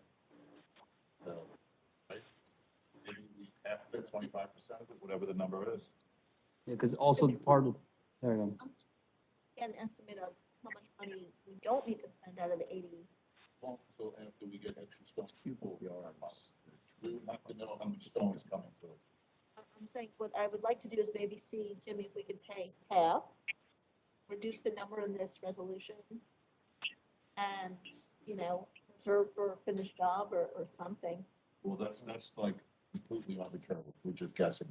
And we would be. We guess it. It'd be better off saying the budget is X, but we're gonna make an effort to let contractors dump stones there at no cost. It'd be done. Okay, well, maybe you talk to the engineers, find the best way to handle right. this. Okay, no problem. Right, questions about another resolution? Yes. And this is a question for Adam, because he is the joint use. I just wanted to make sure there's the school resource officer. Are we still 50-50 splitting? Oh, we're now 50/50. Yeah. She wasn't before that. Now Now- Susan's grade help and Jimmy is now. 50/50. Excellent. Okay, good job. Thank you on that. Yeah, just for clarification, yes, this now includes fringe benefits where it previously didn't. And we're paying for that or we're splitting? It's now- They Splitting, didn't pay for it. correct. It was just the salary, it was just the salary, now it's salary plus fringe benefits. Doing this contract for years. So, very nice. All right, any other questions about resolutions? So I have a question. What's too late about the No, on a totally different thing. One of the ordinances really hasn't gone through discussion and vetting from the 6 of us, 7 of us. I would like to know if there's any opportunity to have that as a, to be considered rather than a public hearing right now. That was the instruction we were supposed to have, and it's not the case. The ordinances have been advertised for public hearing, so you can certainly agree, not necessarily vote and carry it to for the vote to be held on October 19th, but they have been advertised for public hearing already, So I can't, if there's members of the public that would wish to speak, I would recommend that you allow them to speak, even if you don't vote tonight. okay. Well, I'm talking about the sign ordinance, obviously, that, you know, I mentioned, and, I know I've been getting numerous calls this week just on signs alone. And so I would like to make sure that the public has the opportunity to hear and discuss the issues of the sign ordinance. There is. Team. All right, yes. Pardon me? It is. Okay, any questions about the minutes, please? For September 14th and September 21st? Can we just, make a to make sure that our minutes are updated on the website? Because I had a resident reach out and they're not updated, so. Omar, you got that? Yeah, so I was made aware of that, and I actually, in between time, I have updated the minutes on the website before the meeting, so it should be okay.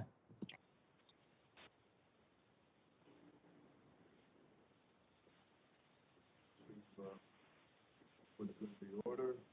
Yeah, the other one. Okay. I'll go really fast. So, public hearings. Any questions? Yes, lots.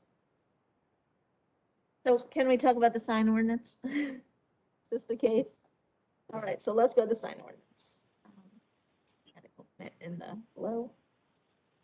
So I do think that we need to discuss this. I have gotten numerous resident calls over the past couple of weeks, and during my own election, truthfully, about where signs can go, how early signs should be put out. Can signs go on public property, municipal property, right of ways, CSX railroad property?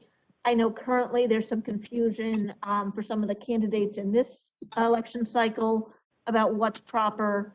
And so I really do think that we should take a good look at this sign ordinance and discuss what would make sense. You want to talk first about the question about what is allowed right now? No, I think we know what's allowed right now, unless you want to say it for the public, but. So we have four, I mean, you raised questions. Sure, go ahead. We have four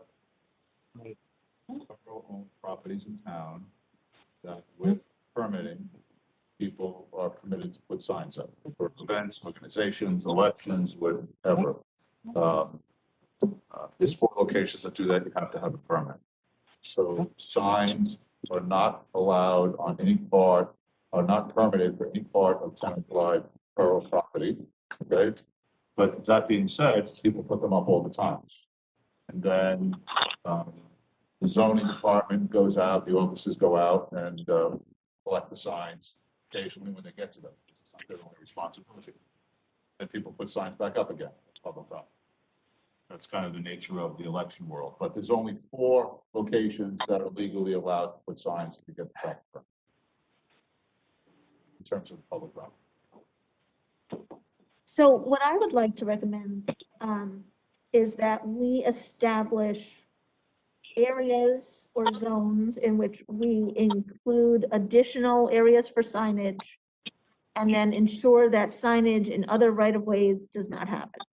So it's a fine balance between, plastering our community with signs and making sure that a candidate is able to display their own election signs, under the First Amendment and under all of their rights for free speech.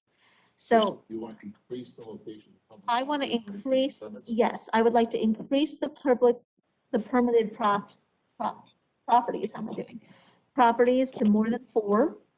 And I would like to spread them out because not everybody goes through our downtown every day and not everyone goes up to 9W. I would like to increase the permitted areas and then ensure that our code enforcers give the rules to any candidate, whatever election it is running, want to put up signs here on where they are not allowed to be putting them. So I would like to increase signage so that way our community members know where to look, when it comes to election time. I think we also need to discuss the timing of putting up signs, given that now we have write-in ballots and mail-in ballots that are beyond and earlier than the 30-day time period that we typically do. But what we don't want is this amorphous, 90 days, we're looking at election signs twice a year. And I think that residents are not so happy with that as well. Okay, so you're kind of taking both sides of the argument a little bit. Yeah, I want to hear what everyone wants to do. So right now, we have 4 locations you can put signs on public property, and you can do it 30 days prior to the election. And 35, but it's like 30 days. So you're suggesting you want more locations and you want it expanded beyond the 30 days. I do, but I do want a set period of time. So whether it's 45 days or a 60 days window, depending on how we're doing these mail-in ballots, I do want a set period of time that any signs before that get taken, any signs after that get taken. But during that set time, whatever this council feels would be appropriate for our community, candidates and our community are very clear on the rules. So this is really an item to be considered for full discussion, right? So, That's what I'm asking. okay, so let's put that on a future agenda on the next meeting, perhaps a little bit. Yep. Any discussion? I will say, though, we are currently in the midst of an election cycle. We are 1 month out from election. I think we need to clarify with all candidates what we can have. I will say I went to Cafe Angelique today, which, I thought they had given permission to put signs, and they said, no, we thought you guys gave permission. We have signs in the center of town. If we want that to be a permitted area, because it is so central, we should decide that. But as of now, all of those signs are in violation. So I think that our building department or code department are getting mixed messages about leave the signs, don't take the signs, pick up the signs. So it's all very clear on borough property. The only allowed permitted signs. Well, we seem to be leaving them, which, is okay for me personally, but again, if that's also in violation of our rules, so it's hard for me to.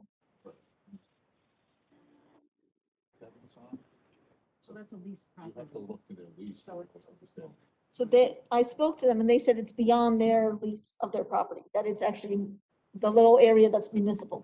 So that's an offline. Correct, We have no correct. way of it, right? But I am saying there is a lot of confusion right now in the community. And for the next 30 days, we need to figure out what position we're taking. And, we need to treat all candidates in a neutral and similar way. so that some can't do things that are breaking the rules and others aren't? So there's two separate issues here, what the rules are and whether people follow them or not. Correct, No one's correct. following. So the four locations. No one's following them. None of us So follow. just for clarification, you have four locations, you require a permit. The building department will take down signs that aren't permitted in those four locations. They'll also take down signs, to the extent they get to them, on any other public property where there are no permits allowed. And the building department doesn't get involved with anything going on private property. So, for example, as I was driving here to this meeting tonight, I saw people putting signs on CSX property. What time was that? What time did we start? So 7:15, 7:20 tonight. I'm shocked that candidates would do that. Go ahead, Joe.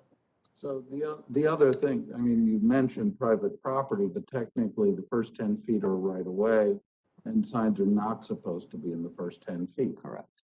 And part of it is that is the public right away. Part of it is that it can block views of people pulling out driveways, so there's a safety concern. I mean, the rules are actually not that hard. It's just people don't want to follow it. No one follows it. That's- CSX is private property.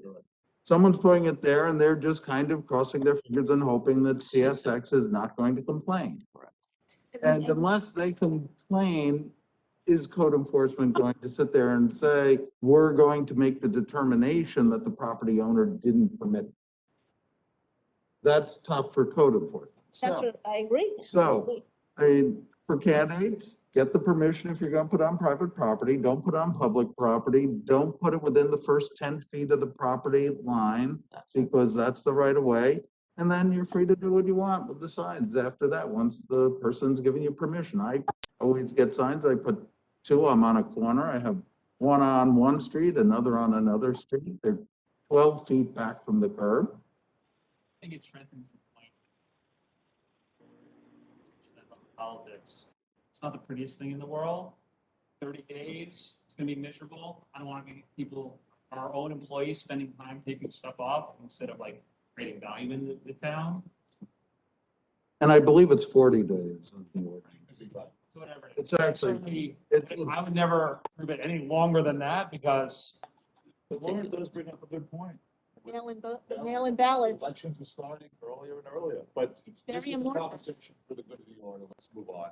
Okay. Or We need a sign. Thank you. That's what I would like. All right. Can I just ask, can I ask a quick question, Mr. Mayor? So, if we're pulling this ordinance and putting it for the good of the order, can I suggest that we do the same for the noise ordinance? We're not pulling. We're not? Pulling the ordinance. This is an advertised public meeting.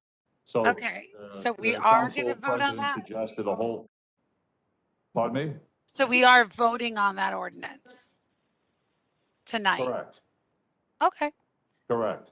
The issues that were just raised are not part of anything that is being amended by the ordinance that's being considered a public hearing tonight. Why don't you just a two-sentence explanation of why that signed ordinance is on the agenda tonight? Okay, so the sign ordinance that is on for public hearing and adoption on tonight's agenda has to do with clarifying what a bulletin sign is. For example, the municipal sign that's downtown, so that it doesn't seem to be misread to be something that is inherently not allowed within the municipality. And the second item of it was to correct a spelling error. And the third item was to clarify at those four locations that the borough allows signage with a permit on public property, what type of signage it is that is allowed. For example, nonprofits, advertising an event, political signs, those type of signage that has historically been the practice. We're just taking the language from the resolution that the council passes every year designating the locations and putting it into the ordinance so it's easier for the public to see it. Okay. Can I ask then a question about the noise ordinance? I did read the chief's comments, and I just had a question for Wendy then, since you're explaining these. The noise ordinance, in it, he said that it would be like the judgment of the police officer versus like a noise reader device, because we don't have those currently and we don't have people trained on those. So I wanted to know, is that something that mirrors what the state suggests or other towns? Because that part concerned me. So it is a part of what is in there, but there is still the noise meter and the decibel readings. It's not in lieu of, there is a reasonableness standard as well. And yes, this is from the state model standard, which is what the DEP recommends is adopted by all the towns. So could be potentially that a police officer says, I think it's too loud here, right? Without those other reading devices. Only insofar as it's one of the noise portions where it is crossing residential lines and it's clearly audible across the property lines. Well, that's anybody having like a backyard party. I mean, I guess I was just concerned about if a leaf blower is loud enough and it's at someone else's property line. I mean, I just know the mayor got many calls about these things. No, And you have to keep in mind, Dr. O'Connor, that there are separate regulations that also cover construction and landscaping above and beyond the noise ordinance. This is the general starting point, but you do have other ordinances on the books that cover the landscaping as well as construction. So this is not meant to change those ordinances, although I do believe we will need to amend some times, or you can make it more restrictive. But there's one time that is more permissive that will need to be amended if this is adopted. okay, thank you. Sure. I have a question also from the chief's memo. So we have a fine of 500 and he would like to increase the maximum fine amount, which he says would serve as a more effective deterrent over the existing $500 amount. So your current code has a $500 fine, and the one that is up for adoption tonight has the $2,000, which is what is suggested by the state. That's in the draft that you're considering tonight. Sorry, I didn't follow through after, we just got this Yes, right now, so Yes. excellent. Okay. Now we can move on to for the good of the order. The Right. first item on the agenda is rainbow benches for Pride. Council President Dayton put this on.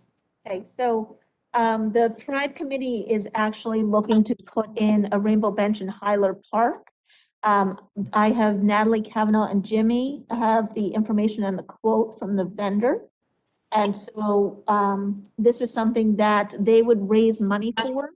It wouldn't come out of our budget. They would raise the money for it. What they're asking is for permission, if they raise the money, for us to install it. Now, the rainbow bench is a symbol of a friendship bench, it's a solidarity bench, it's a buddy bench, it's if you're feeling lonely or any strong emotions or, would just like to sit there. The concept is if someone's sitting alone on a rainbow bench, someone else sits with them and they don't have to talk. It might be quiet, just, company, but the concept is community support. And so the Pride Committee is asking us for one in Hyler Park, and they're going to be actually asking the Board of Ed for 6, one at each school. And so, Jimmy, if you've gotten the quote from Natalie, so I'll turn it to you. Yeah, not yet. Her and I had spoke, but I haven't received the quote yet. So if I can just, so I think it's great and I love it. Love to partner with you and Natalie on it. If the thing, just to make sure, so we're all working together. So we do have quotes. Remember, part of the budget for this year was to have new benches in Hyler. We have the quotes for those. Cassidy has already put that together. They're special because they're curved. They actually fit the design that was intended. So let's just do it in partnership. Either it's an additional bench in an additional place within Hyler, or, and I could be saying this incorrectly, so I preemptively apologize. Like if it's about having the rainbow colors, like we make one of those circular things that we are already buying, we could paint it if that's part of it. If there's more to that, then of course, let's do that also. But let's just do it in partnership. I assume Mike would manage both of them since it's DPW, but just to know, it's been approved obviously from the council 2 quotes are already in. Susan was looking at one last thing to see if we can get it even cheaper, but we should be buying that any day now. So let me just follow up and to respond to that. Go Okay. ahead, it's close. So, this isn't the Pride Committee doesn't want just a painted bench. It's, We could add. but the aesthetic of it, you could we could work with Pride Group. It is a very specific bench that doesn't, have the paint wear away. It's intended Whatever to be, Natalie thinks is best is what I. very Let's just do rainbow. it in partnership, whatever. so we don't put 2 benches in really the same place. No, agreed. And we would have to figure out where a buddy bench would That'd be go. awesome. That'd be great. Dan, your thoughts on this? No, that's fine. Jeff? No? Okay, so why don't we do this? Jimmy, why don't you coordinate with Councilman Michaels and the DPW committee I was just saying. and Michael Cassidy, make it all happen. And obviously, Lauren will loop in at the Pride Committee people to make the connection. Yep. So that you can lead this charge, okay? Sounds good. Will the final design be, will the final design or the look of this bench be brought back to council? Yeah, so I've asked Natalie to get that to Jimmy. There's certain vendors that actually make rainbow. I don't know if it's Trex or some sort of material that's a recyclable material. So Natalie and Jimmy will work on that directly. And we'll Jimmy, get to if you wanna review it. Send it around to everyone. Jimmy will Thank you. send the Image of the bench to the council so everyone can see it. Yeah, I'll make sure all the groups are coordinated, working with each other. Once I get that quote, I'll have Mike Cassidy just take a look, just to see the material of it, just to make sure it'll handle the elements and that it's okay for that. And then we'll move forward between all the groups coordinating. Wonderful. Okay, moving on. We have done this one in the past All right, so what's donations of Halloween candy in library for Cotswold? and the high traffic areas. So we have done donation baskets in our library where people can drop off candy. And those houses, such as the Cotswolds that get very high trafficked Halloween, kids can come and pick up candy to hand out.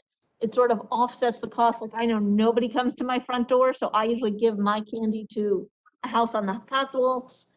I'd like to know if we can reestablish that for this year. So it's basically just having an area out there where people. Donate. We do that. Last year, Council members have any issues with that? We did it last year. we did last year in the library.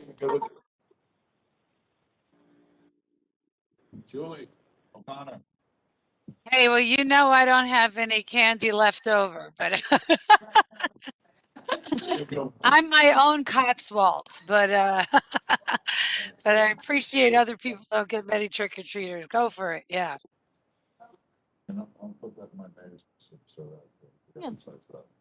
Good. Next one, Um, proposal to name court member for Bill McClure. Oh, this one's from Council President Dean. they're all for me. They're all- So, we never really got together, but I would like to move on this, We had the discussion about getting together. getting together, so we can do this. Okay. Is there any other idea other than the courtroom? Well, I think we also need to consider other people.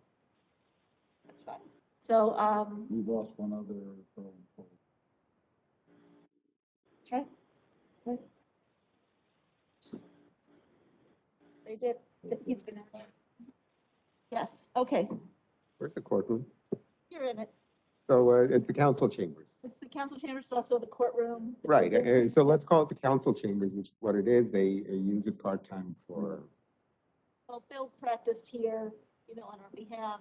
right, but he wasn't part of the court, he was part of Well, the council.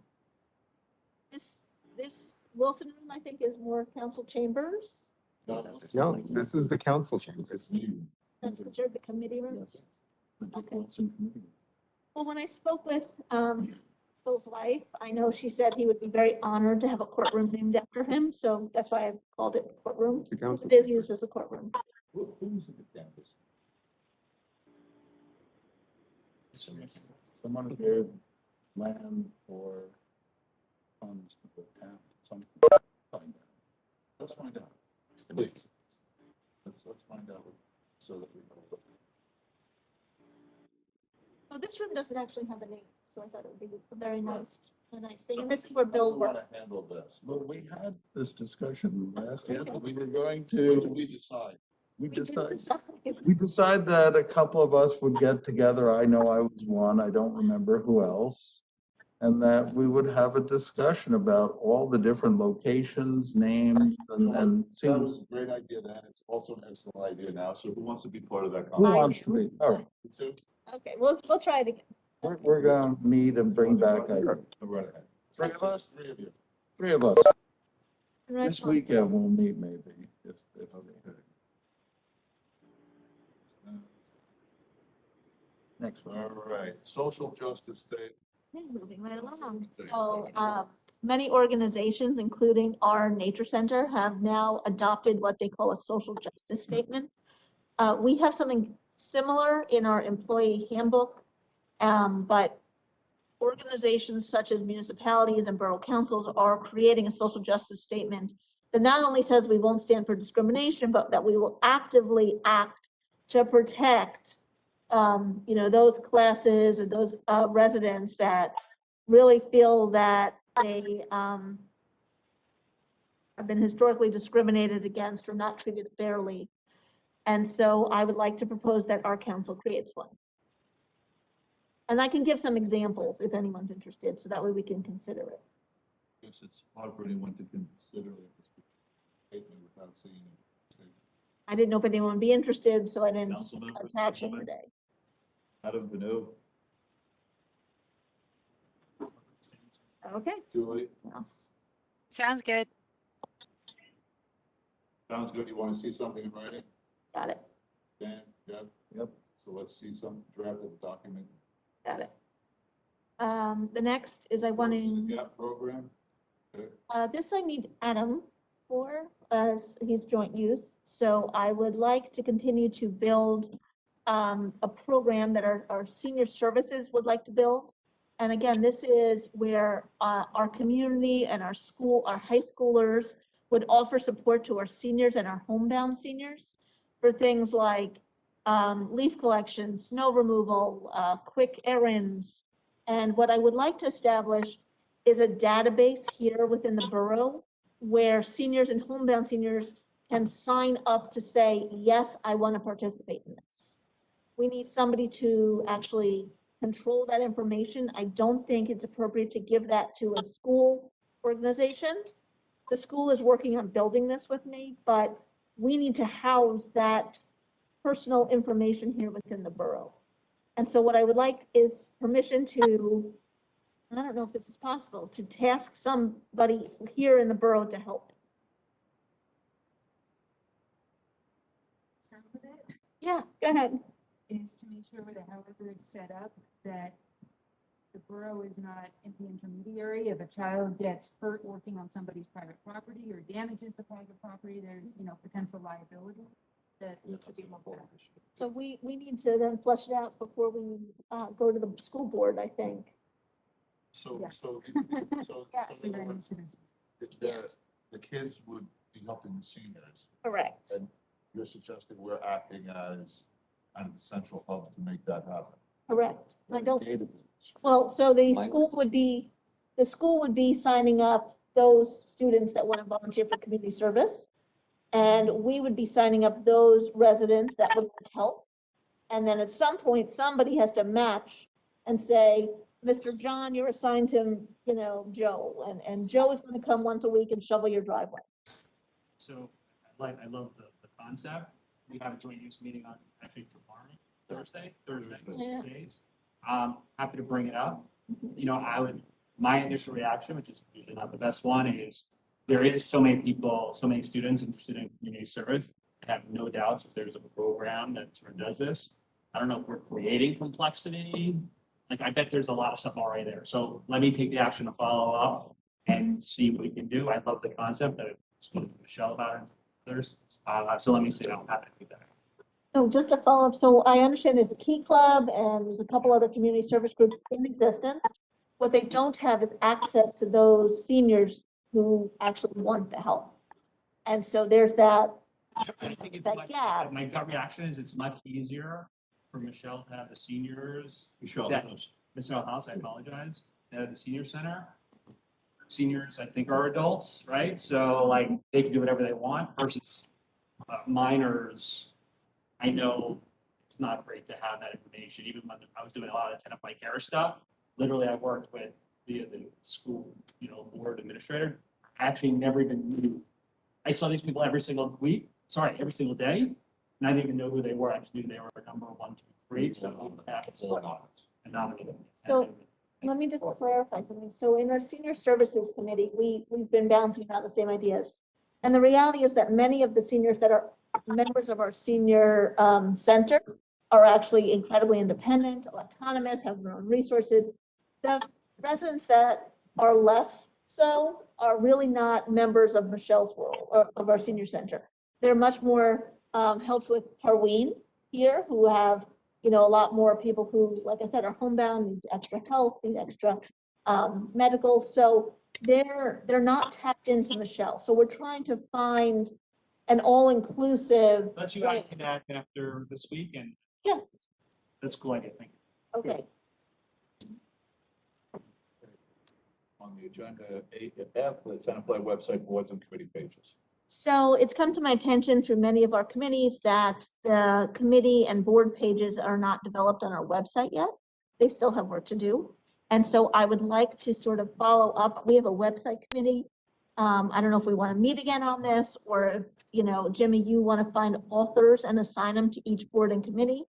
But these pages do need to be built and need to be refreshed with new information.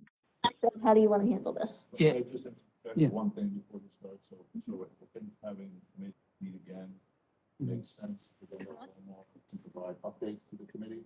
Okay. Which should be helpful because he's been in communication with the committee. Omar's been awesome. We did it downtown revitalization. It's been awesome. Yeah. So Jimmy, go ahead, but I think the communicating together makes sense. Yeah, of course. We'll establish a meeting. We have been in contacts with all the committee chairs. So asking them for content, and we would upload it just because we know they're not going to be uploading or updating so often. So it's just waiting on the content to be delivered back to us. And when it is delivered back to us, we get it up in a day or less. So, but we're going to continue pursuing that and providing, asking for regular updates. 2 of my committees have no committee members that actually know how to give you content. And so maybe the senior services committee is not going to generate content, but they need to be on there. And that's very important for families, especially, who want to look up, how can I help my mom who lives in Tenafly? And the welcoming committee has just an enormous amount of information they want on there, and they really need someone to help them design their page.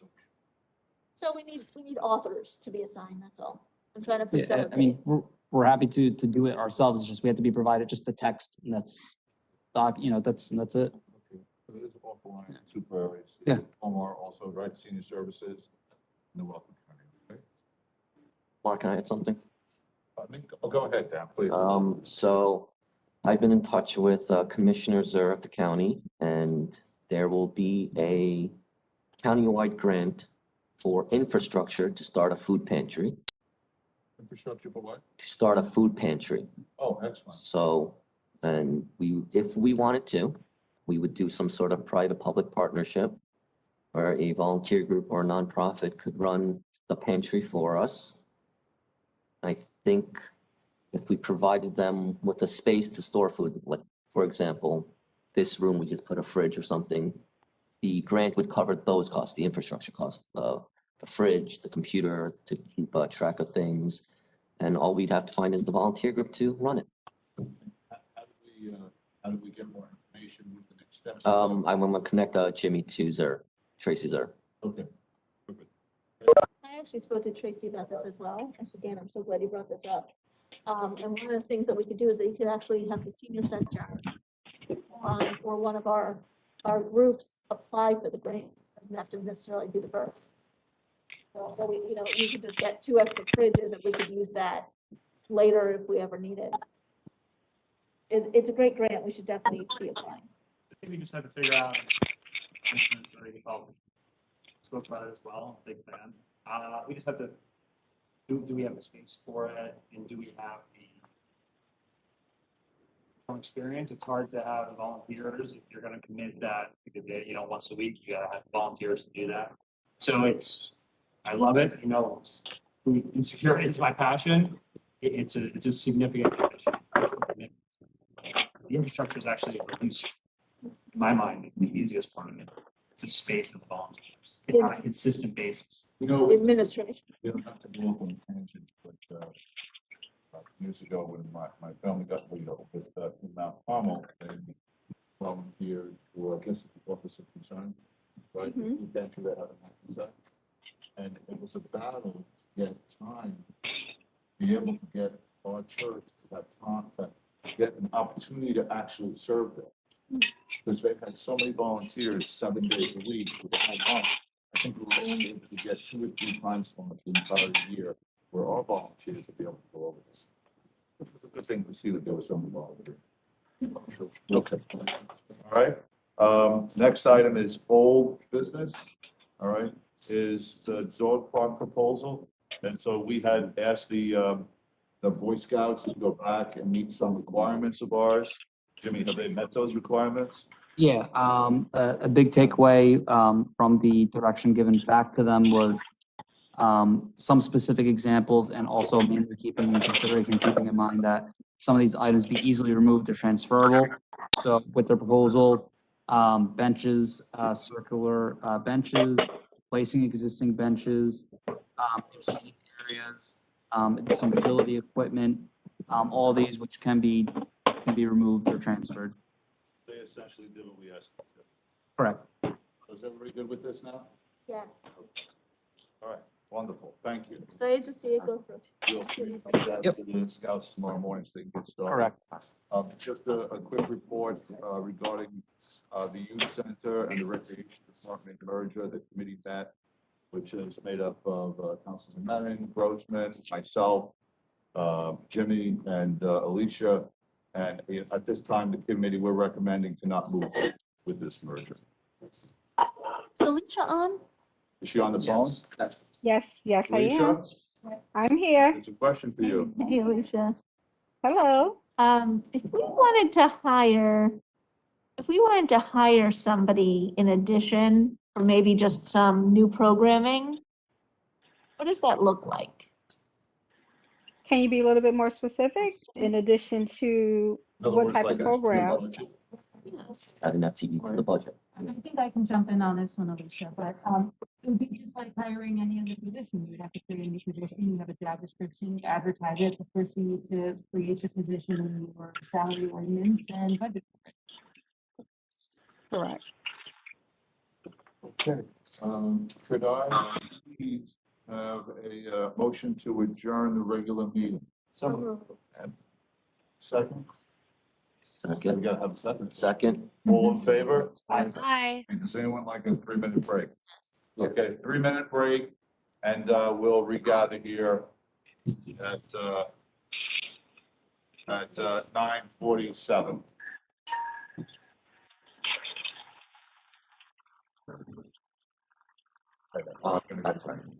Longevity was the problem.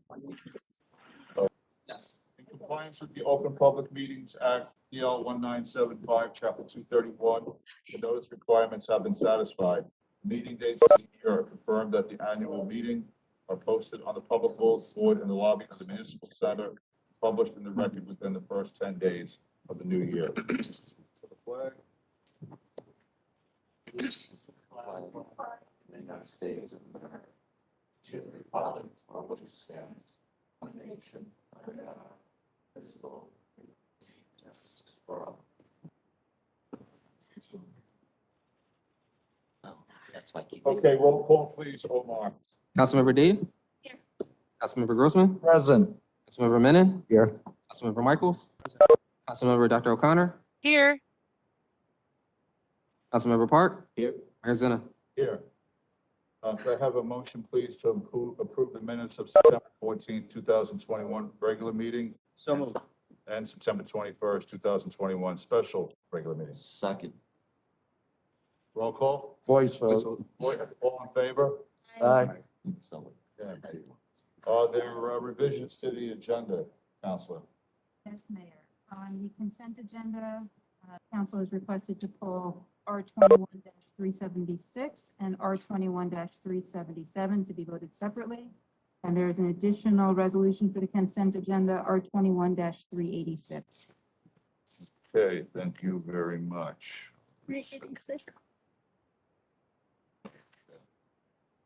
All right. It is public comment time. Audience members wishing to speak will have a 3-minute time limit to address the governing body.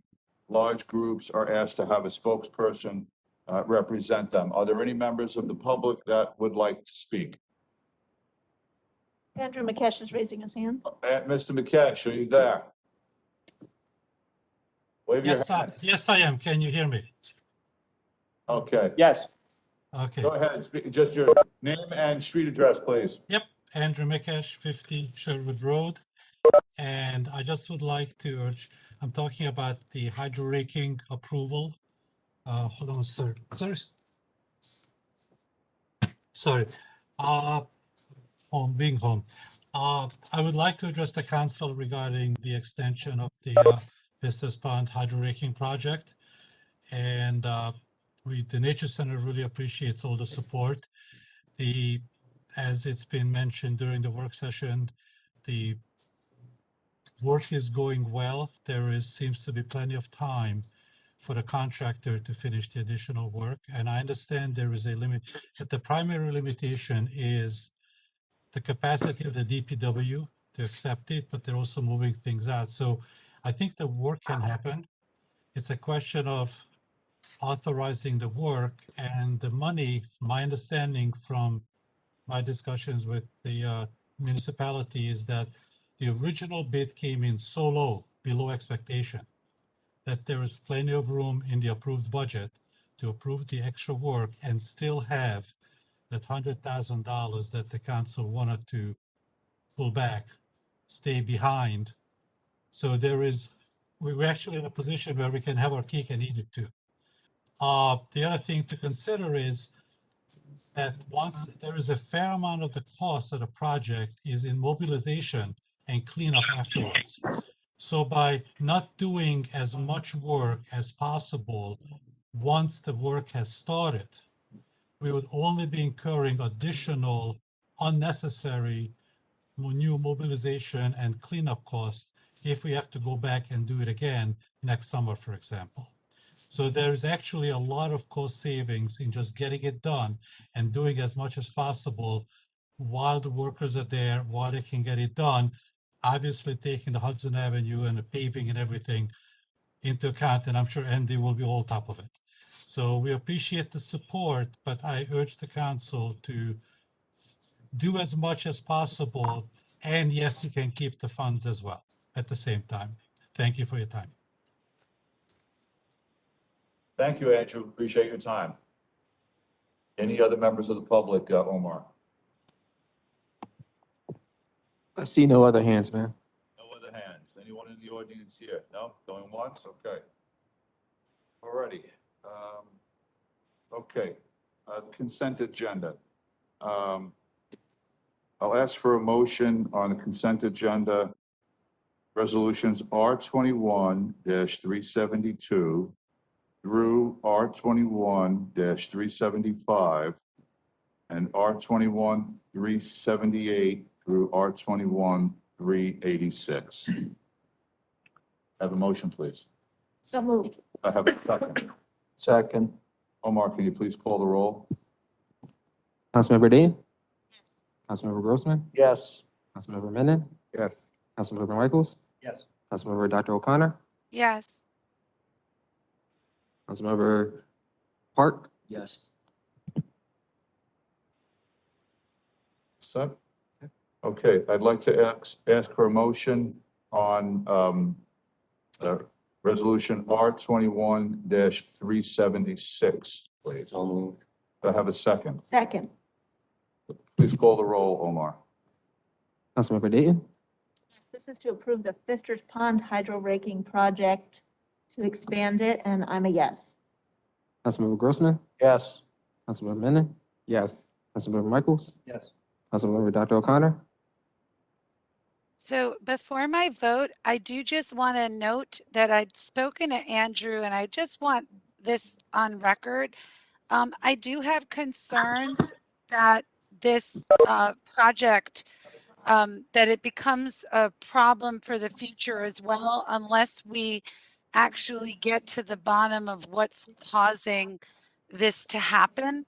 And I understand there's some runoff issues, so I am voting yes, but Andrew and I have discussed this. He's shaking his head for all of you who can't see that, this is the type of thing where we're going to have this, going into the, future if we don't address the root of this cause. So I'm a yes, but I do hope that that is going to get addressed and maybe that's something we can move forward with, right, Andrew? All right, he's shaking his head. Yes. I agree with you. Yeah. Councilmember Park. Yes. Thank you, Okay, council. thank you. All right, next I'm asking for a motion on R21-377, please. Motion, So moved. okay, a second, please. Second. Call the roll, please, Omar. Councilmember Dayton. No. Councilmember Grossman. I'm abstaining since this may go before the planning board. I'd rather keep open, abstaining. Councilmember Menon. No. Councilmember Michaels. Yes. Councilmember Dr. O'Connor. No. Councilmember Park. Yes. Okay. So now, just to help us, so that was rejected. So now what happens? No study will be done. No study gets done. So nothing happens to that Right. space? Nothing under the redevelopment. Nothing law. on the redevelopment. So they could come, I guess, just regular to the They planning. can So go the to the planning planning board, board. Yep. yes.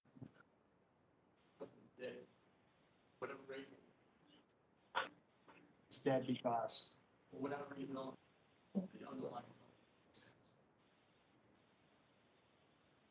I just hope everyone understands when they make these decisions, like what the implications to that are. I would hope we're all into like progressing our town and moving town forward. Keep in mind, if I understand it, extra credit if I got it wrong. Saying yes to this means absolutely nothing Just a study to to, get done. it is just a study to get done. I could literally call for a study to look at is water wet, which ironically, my son told me in sixth grade that water is not wet. Don't understand it, but it is. So these are the things that we need to understand. Like, there was no cost to saying yes. There actually, if the planning board gets it, then they hire a planner. Say there's no cost to saying yes, it's actually not correct. Oh, no, that's good. I see. So to say that and to suggest that, make sure we know what we're voting on, I think we all know what we're voting on each and every time. But there is a cost. So don't say there's none. So just for my own, the cost to say yes to this redevelopment plan. Ends up having a repercussion of a cost to the town because, or at least to the applicant, but it's a cost of time, it's a cost to the applicant, there is a cost. So I'm seeking to learn. Yes. So just definitely from monetarily, there's no cost to the town to saying yes to doing the redevelopment plan. It is to, if someone wants to pay the money for it, yes. But once it comes to us, because I was part of the planning board when we did the one on the gas station, once we get that plan back, we could say no, and then nothing happens, right? It's the same, we're in the same place we were before, with the exception of all the time and effort that the applicant made for it. And the board's attorney. Yeah. We say no. Right. That's what we are. Yeah. On to the ordinances, public hearings.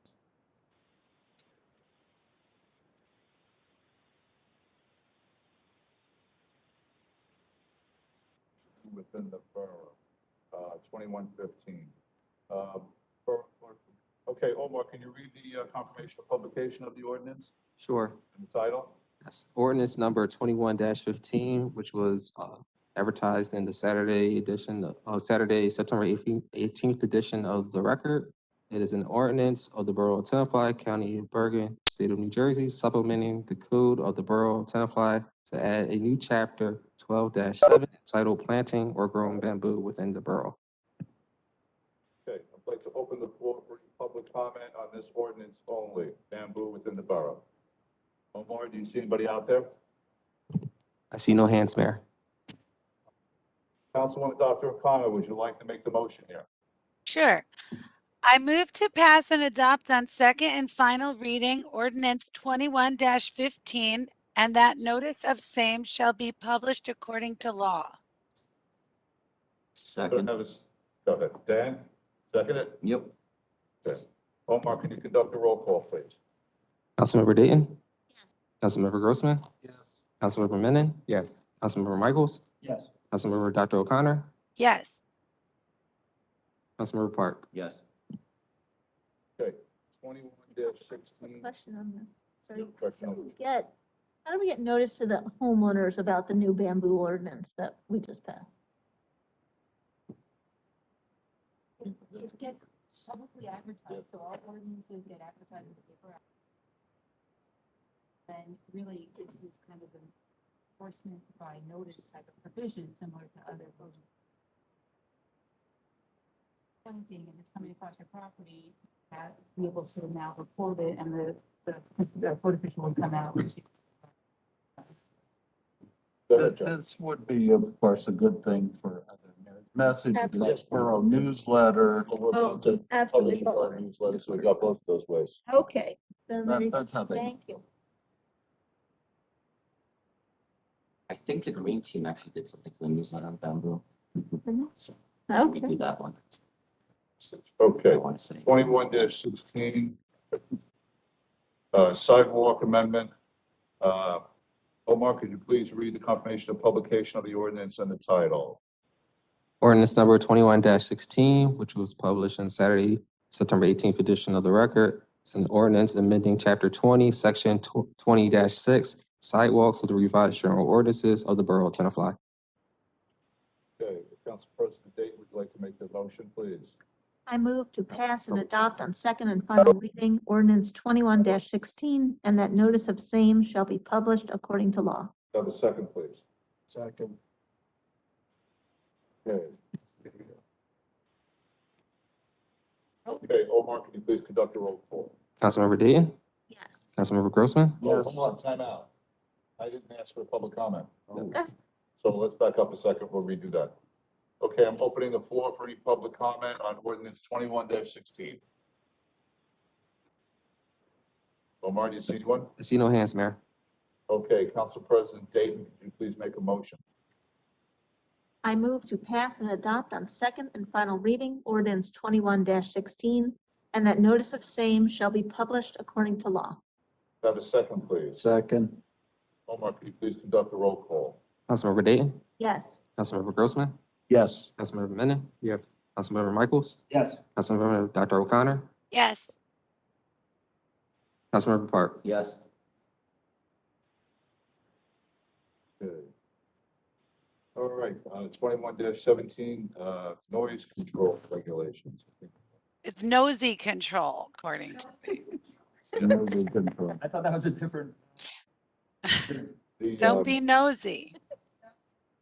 Omar, can you please read the confirmation of publication and the title of the ordinance? Sure. Ordinance number 21-17, which was published in the Saturday, September 18th edition of the Bergen Record. It's an ordinance amending and supplementing Chapter 3, Borough Regulations, Section 2, Noise Control by repealing Sections 3-2.1 through 3-2.17 and adopting new Sections 3-2.1 through 3-2.12 noise control protections recommended by the New Jersey Department of Environmental Protection. Okay, I'd like to open the floor for public comment at ordinance 21-17 only. Anything, Omar? I see no hands, Mayor. Okay, let's see, Councilman Menon, would you like to make the motion here? Probably not. Funding? I'll make the motion. I move to pass and adopt on second and final reading. Sorry, if I'm gonna vote no, I shouldn't. No, you're fine. Oh, so it's a good question. No, No, it's just a motion. you can say no to your own. Final reading, That's what I wanted to clarify. ordinance 21-17, and that notice of same shall be published according to law. Can I have a second, please? Second. Omar, can you please call the roll? Councilmember Dayton? Councilmember Grossman? Yes. Councilmember Menon? No. Councilmember Michaels? Yes. Councilmember Dr. O'Connell? No. Councilmember Park? Yes. Okay, 21-18 sign amendment. Okay, Omar, can you read the confirmation of publication of the ordinance and the title of the ordinance? Ordinance number 21-18, which was published in Saturday, September 18th edition of the record, is an ordinance amending chapter 14, signs of the borough, of the code of the borough of Tenafly. Okay, opening the floor for any public comment on 21-18 only. I see no hands, Mayor. No one? No hands. Okay. Dan, would you like to make this motion, please? I move to pass and adopt on second and final reading ordinance 21-18, and that notice of same shall be published according to law. Have a second, please. Second. Omar, can you please conduct a roll call? Councilmember Dayton? Councilmember Grossman? Yes. Councilmember Menon? Yes. Councilmember Michaels? Yes. Councilmember Dr. O'Connor? Yes. Councilmember Park? Yes. 21-19 supplemental bond ordinance for 2021 road improvements. Okay, Omar, could you please read the confirmation of publication of the ordinance and the title? Ordinance number 21-19. It was published in the Saturday, September 25th edition of the record. It's a bond ordinance supplementing section 3B of bond ordinance 21-3, finally adopted on February 23rd, 2021, providing for the 2021 road improvement program phase 1 by the borough of Tenafly by appropriating an additional $50,000. Therefore, and authorizing the issuance of an additional $47,600 in bonds or notes of the borough to finance the cost thereof. Okay, I'd like to open the floor for any public comments on ordinance 21-19. I see no hands, Mayor. Okay, Councilman Michaels, would you like to make the motion here? I move to pass and adopt on second and final reading ordinance 21-19, and that notice the same shall be published. Do I have a second? Second. Omar, please conduct a roll call. Councilmember Dayton? Yes. Councilmember Grossman? Yes. Councilmember Menon? Yes. Councilmember Michaels? Yes. Councilmember Dr. O'Connor? Yes. Councilmember Park? Yes. Okay, 21-20 bond ordinance for Tropical Storm Ida Road Improvement Project. Omar, could you please read the confirmation of publication and title? Ordinance number 21-20, which was published in the Saturday, September 25th edition of the record. It's an ordinance providing for the Tropical Storm Ida Road Improvement Project by the Borough of Tenafly, appropriating $3,500,000, therefore, and authorizing an issuance of $3,333,000 in bonds or notes of the borough to finance part of the cost thereof. Okay, I'd like to open the floor for public comment on ordinance 21-20 only. Omar, There are no hands, Mayor. no hands? Okay, Councilman Grossman, would you like to make the motion, please? I move to pass and adopt on second and final reading ordinance 21-20, and that notice the same shall be published according to law. Second. Do I have a second? I have a second. Councilman Menon and Omar, could you please call the roll? Councilmember Dayton? Councilmember Grossman? Yes. Councilmember Menon? Yes. Councilmember Michaels? Yes. Councilmember Dr. O'Connor? Yes. Councilmember Park? Yes. That's the first time we've had 6 ordinances, and each council person has had one already. That I can even remember in 10 years. That's us getting a lot of work done. Hey. Okay.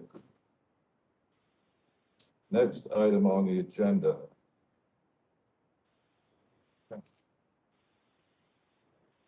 Grove Street, yep, hold on.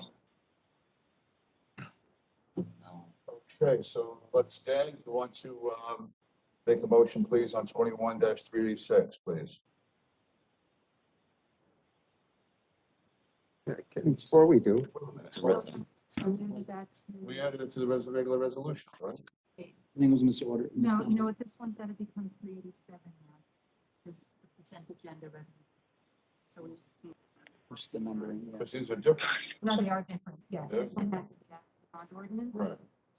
So on the agenda, it indicates it's resolution 21-386, but it's actually gonna have to be 387 on them. Okay.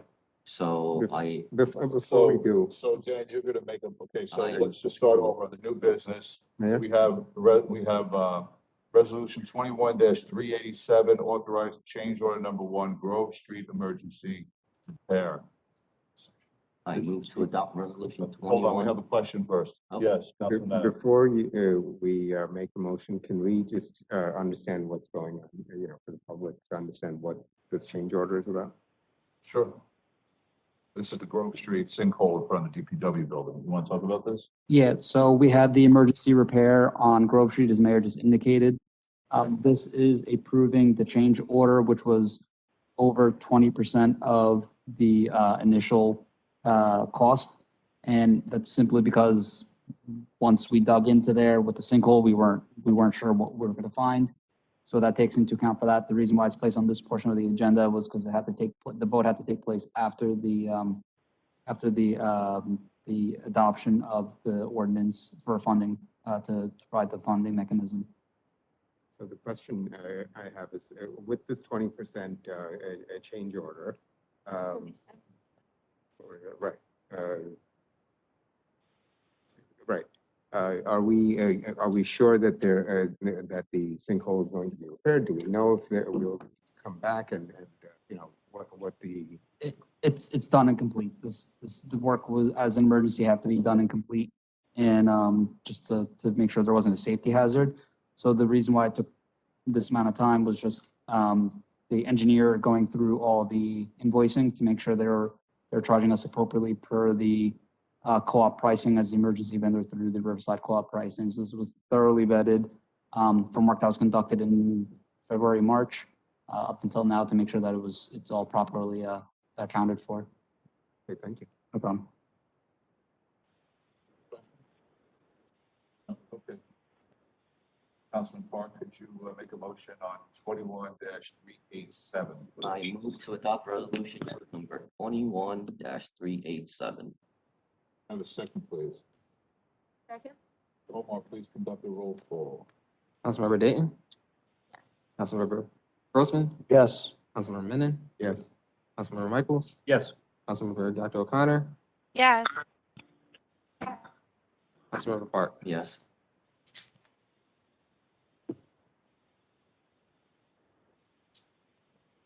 So this is those we're not. So sure, right? Okay. Committee reports. Let's just we'll go from the left. Councilman Michaels.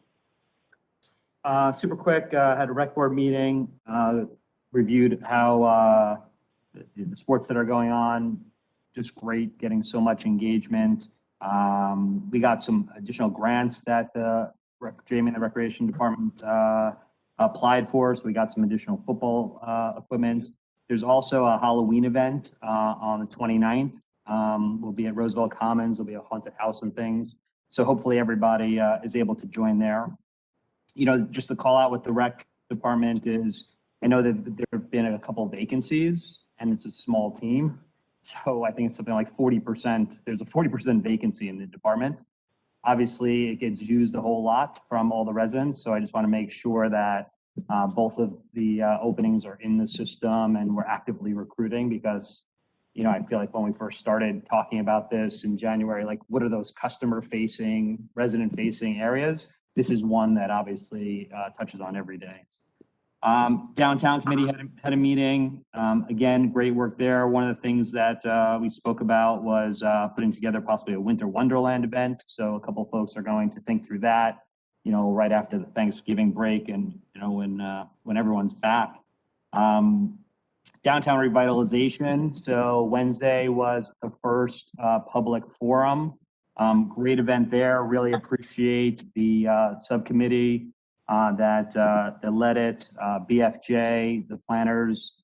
I personally think, but would love others' opinions. It's going great with respect to the feedback. I know we're north now of 400 surveys that we've already gotten back. Super cool idea wall if you guys want to take a look. So I feel like we're doing that. And then they've had half a dozen focus groups, so particular areas around accessibility, around economic development, zoning. So there's usually about 10 people. I've listened in on a couple of those. So there's another 50 people that have participated. So I feel great that we're doing that. And then working with the school, actually on the 22nd, which I think is a Friday, we're actually holding 2 sessions with the middle school and the high school. So thank you to Principals Fabo and Morrison. They're holding their own council of sorts. They have about 20 people on their, I think it's called a little council. So we'll be reviewing it with them, and we've already been getting their feedback. So that's wonderful. Joint use I mentioned is Thursday. And then just the last one, and I know it was mentioned before a couple weeks ago, we had that Trikes for Tenafly where we gave out over 100 bikes. The thing that's I think most special, and I just wanted to appreciate and call out, we're getting so much engagement from the residents. Obviously over 60 families gave out over 100 bikes, but also people wanting to volunteer. So Ashat and Avia Manoj, 2 students came, sent an email saying, hey, I've heard about it, would love to get involved. Amanda Capon also. So it's just a cool thing to get the town giving back to each other. So I just wanted to call those folks out as well for all their help. So I think that's what I got. Okay, thank you. Councilor Meta? Because we didn't have committee reports last time, there were 2 zoning board meetings that covered. So the first one was, there were 4 applications, one for an addition to the rear of an existing dwelling. And it was such a modest ask that it was approved unanimously. There was a pool request, not necessarily a pool request, which got put in on an existing patio. But once the pool was put in, to increase the size of the patio. And that was ultimately approved. And then there were 2 other requests for a covered patio in 2 homes. Both of those were granted, but one of them was for a new covered porch. The other one was for to replace an existing covered porch, covered porch, covered patio. So that's the first meeting.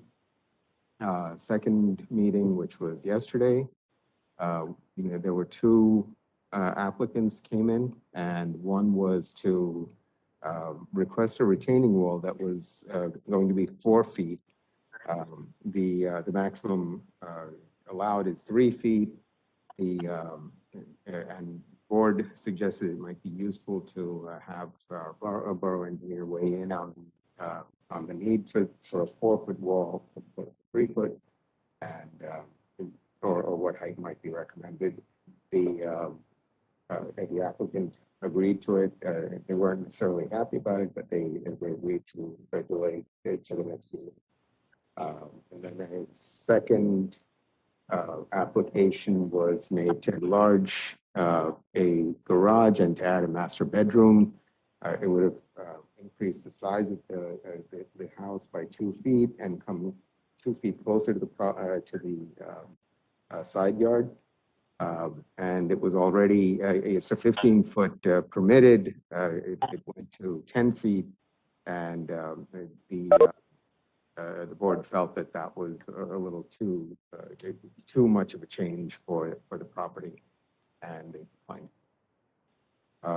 So that's the two zoning board meetings. There was also a senior center meeting, and unusual, you know, there was they're returning after 2 months of nothing going on, no meetings, and they got into the bylaws and introducing everyone, and you know, election of officers and all of that for the new year.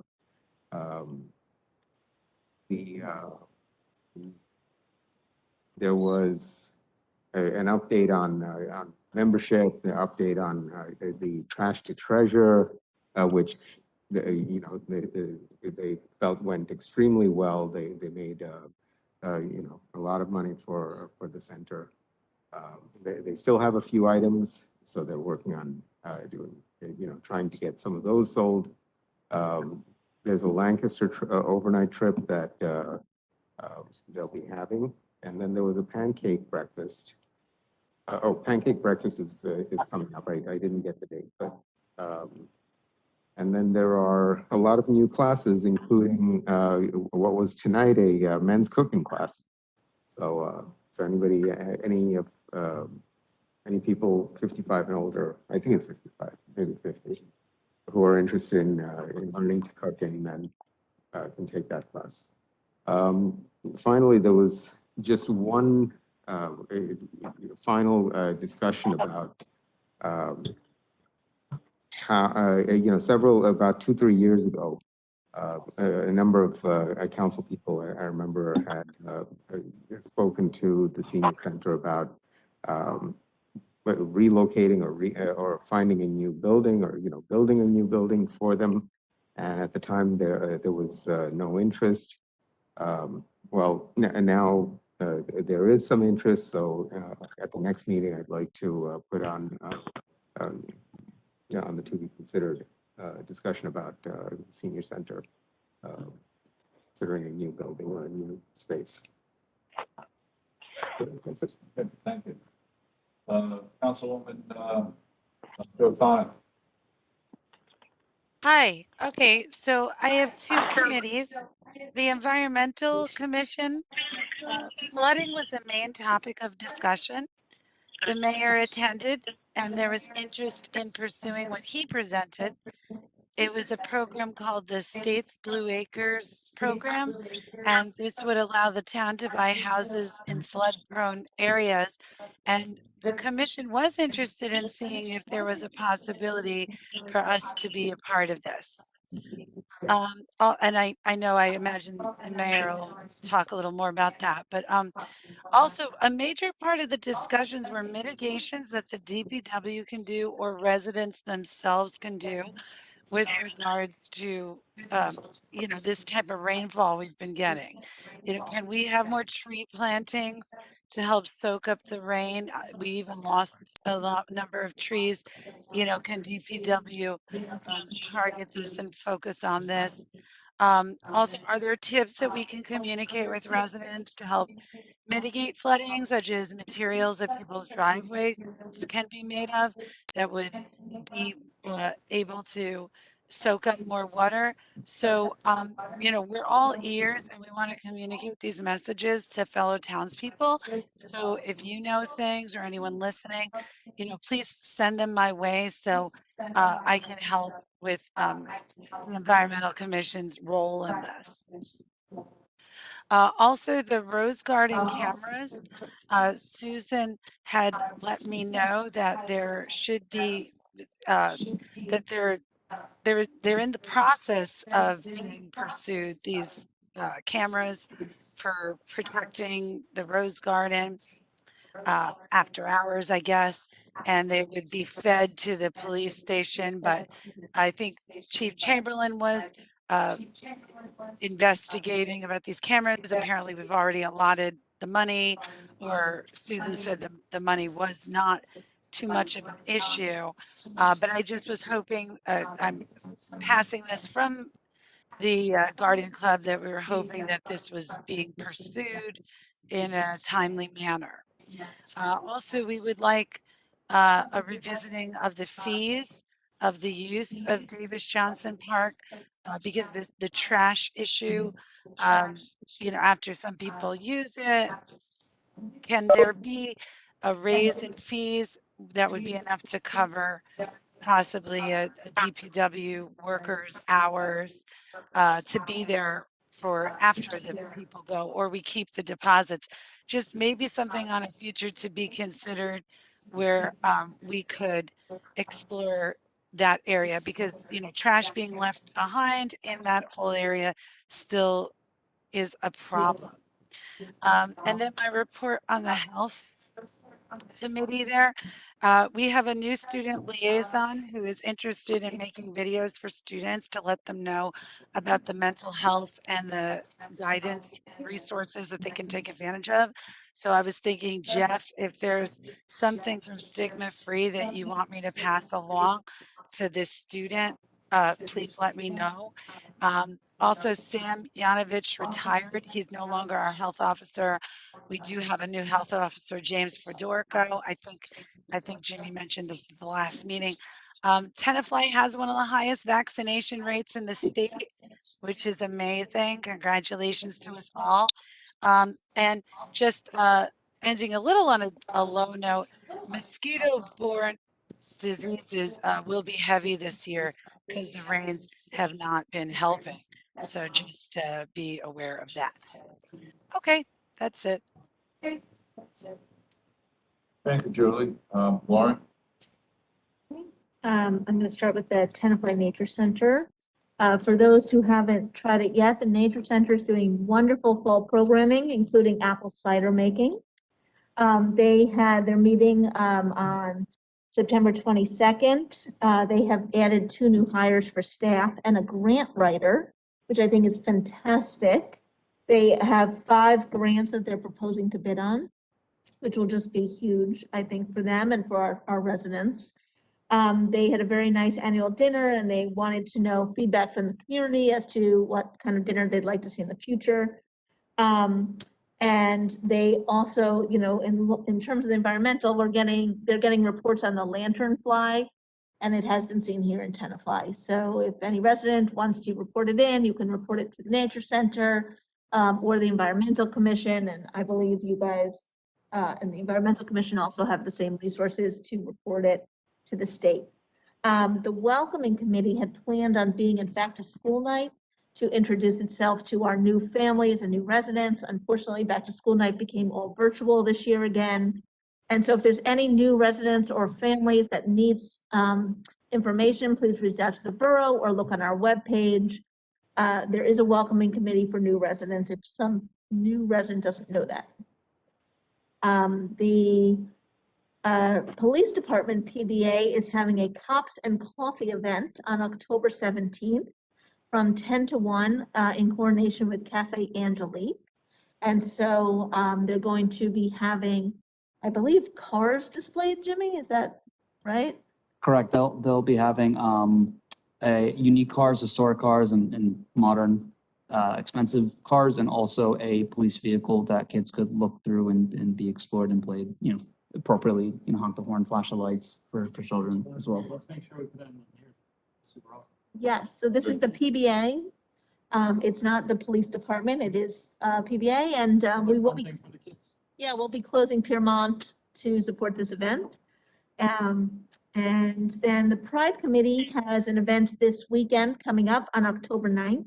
It is National Coming Out Day, and we are having Drag Queen Story Hour with Harmonica is the person who will be reading stories to the children. So if anyone in the community is interested in coming on out and supporting for National Coming Out Day, and the Pride Committee has a sign up, I believe, through the library. Is that right? You signed up through the library, Jimmy? Yes, I believe so. Okay, and that's everything. All right, I will be addressing, so Member O'Connor said something about Stigma Free. I will be reporting on that. First, I do want to start by saying we had an incredible fall festival, music festival and fireworks. It started out slowly. We had 4 groups. In the first group, there were maybe 50 to 100 people there, but the crowds built up. We had sessions. They were incredible because they're all local. We had a band from Ireland, and then we ended with a cover band, a Steely Dan cover band. And by then we were up to hundreds of people. I don't have exact counts for all that, but I do know we did hire a group to provide events for children because recreation at that point was down staff and a little tapped out, and appreciated, I think, our hiring an outside group. And they did a head count. They had 250 kids go through their program, which is pretty impressive. That's a lot of kids. They were 10 deep, but most times I went over there. By fireworks, the field was packed. We were easily up to 1,500 people. And the fireworks show was incredible, except for the few sparks that landed right near the crowds, but that's a separate issue. That just made it more exciting. But really, there are more people to be thanked than I can thank. But I do want all the borough employees from me to Susan's staff to DPW to police to fire to TVAC, every one of them should be super proud of the job they did. And the Tenafly Presents committee for the job they did putting all of this together. So really big thanks. The fireworks were amazing. So planning board met. There were 2 subdivision applications, one for Elkwood Terrace, which was deemed to be a duplicate of a prior application that had been made and turned down. Since it's a duplicate, what that really means is that for lawyers, res judicata, the thing had been decided and they were not going to re-decide it. So that was denied again. And that subdivision on 17 Eager Place, it's a very wide property and they wanted to divide it into 2 properties. They more than met all the zoning requirements and that was granted. Then stigma free. There are 2 upcoming events that I really want to stress that people should be aware of and should take full advantage of. On Wednesday, October 13th, so that's a week from tomorrow, from 7:30 to 9 o'clock, the Stigma Free is going to be sponsoring Lauren Brill. Lauren Brill is former sports announcer, and then she's become a motivational speaker, and she's got a website called The Unsealed, and she really does talk about stigma and being stigmatized and the horrible toll that takes, and she's going to invite people to share their stories, and that's going to be virtual. She was supposed to come in August. She got COVID, and so this is going to be done virtually, so there won't be a cancellation. I believe sign up for that is through the borough website. Yes. What's the date again? I didn't get any information about this. The 13th. We'll connect after for the info. I'll make sure you get all the information. And then, so that's Wednesday. Then the following Sunday, the 17th, and this everybody should be aware of, at Saddle River County Park is going to be at 9 o'clock in the morning. The American Foundation for Suicide Prevention sponsors the Bergen County Out of the Darkness Walk, community walk. And it's really fundraising to help the American Foundation for Suicide Prevention. Unfortunately, a lot of depression is up this past year or 2 because of the COVID situation. And if people are feeling depressed, the Stigma Free still does have a list of resources to help that they can guide you to. And this walk is a great way to show solidarity. You can actually register through AFSP, that's the American Foundation Suicide Prevention.org/BergenCo. But it's a great thing, and Stigma Free is, I know, sponsoring some walkers on that. And just a reminder that Stigma Free is involved not just in the community, but in the school itself. There is a stigma-free club that has been operating at the high school. And that's been really wonderful. Also, there's been a wonderful partnership with the clergy in town because the clergy meets together. And that's it. Those are my reports. Nothing to report.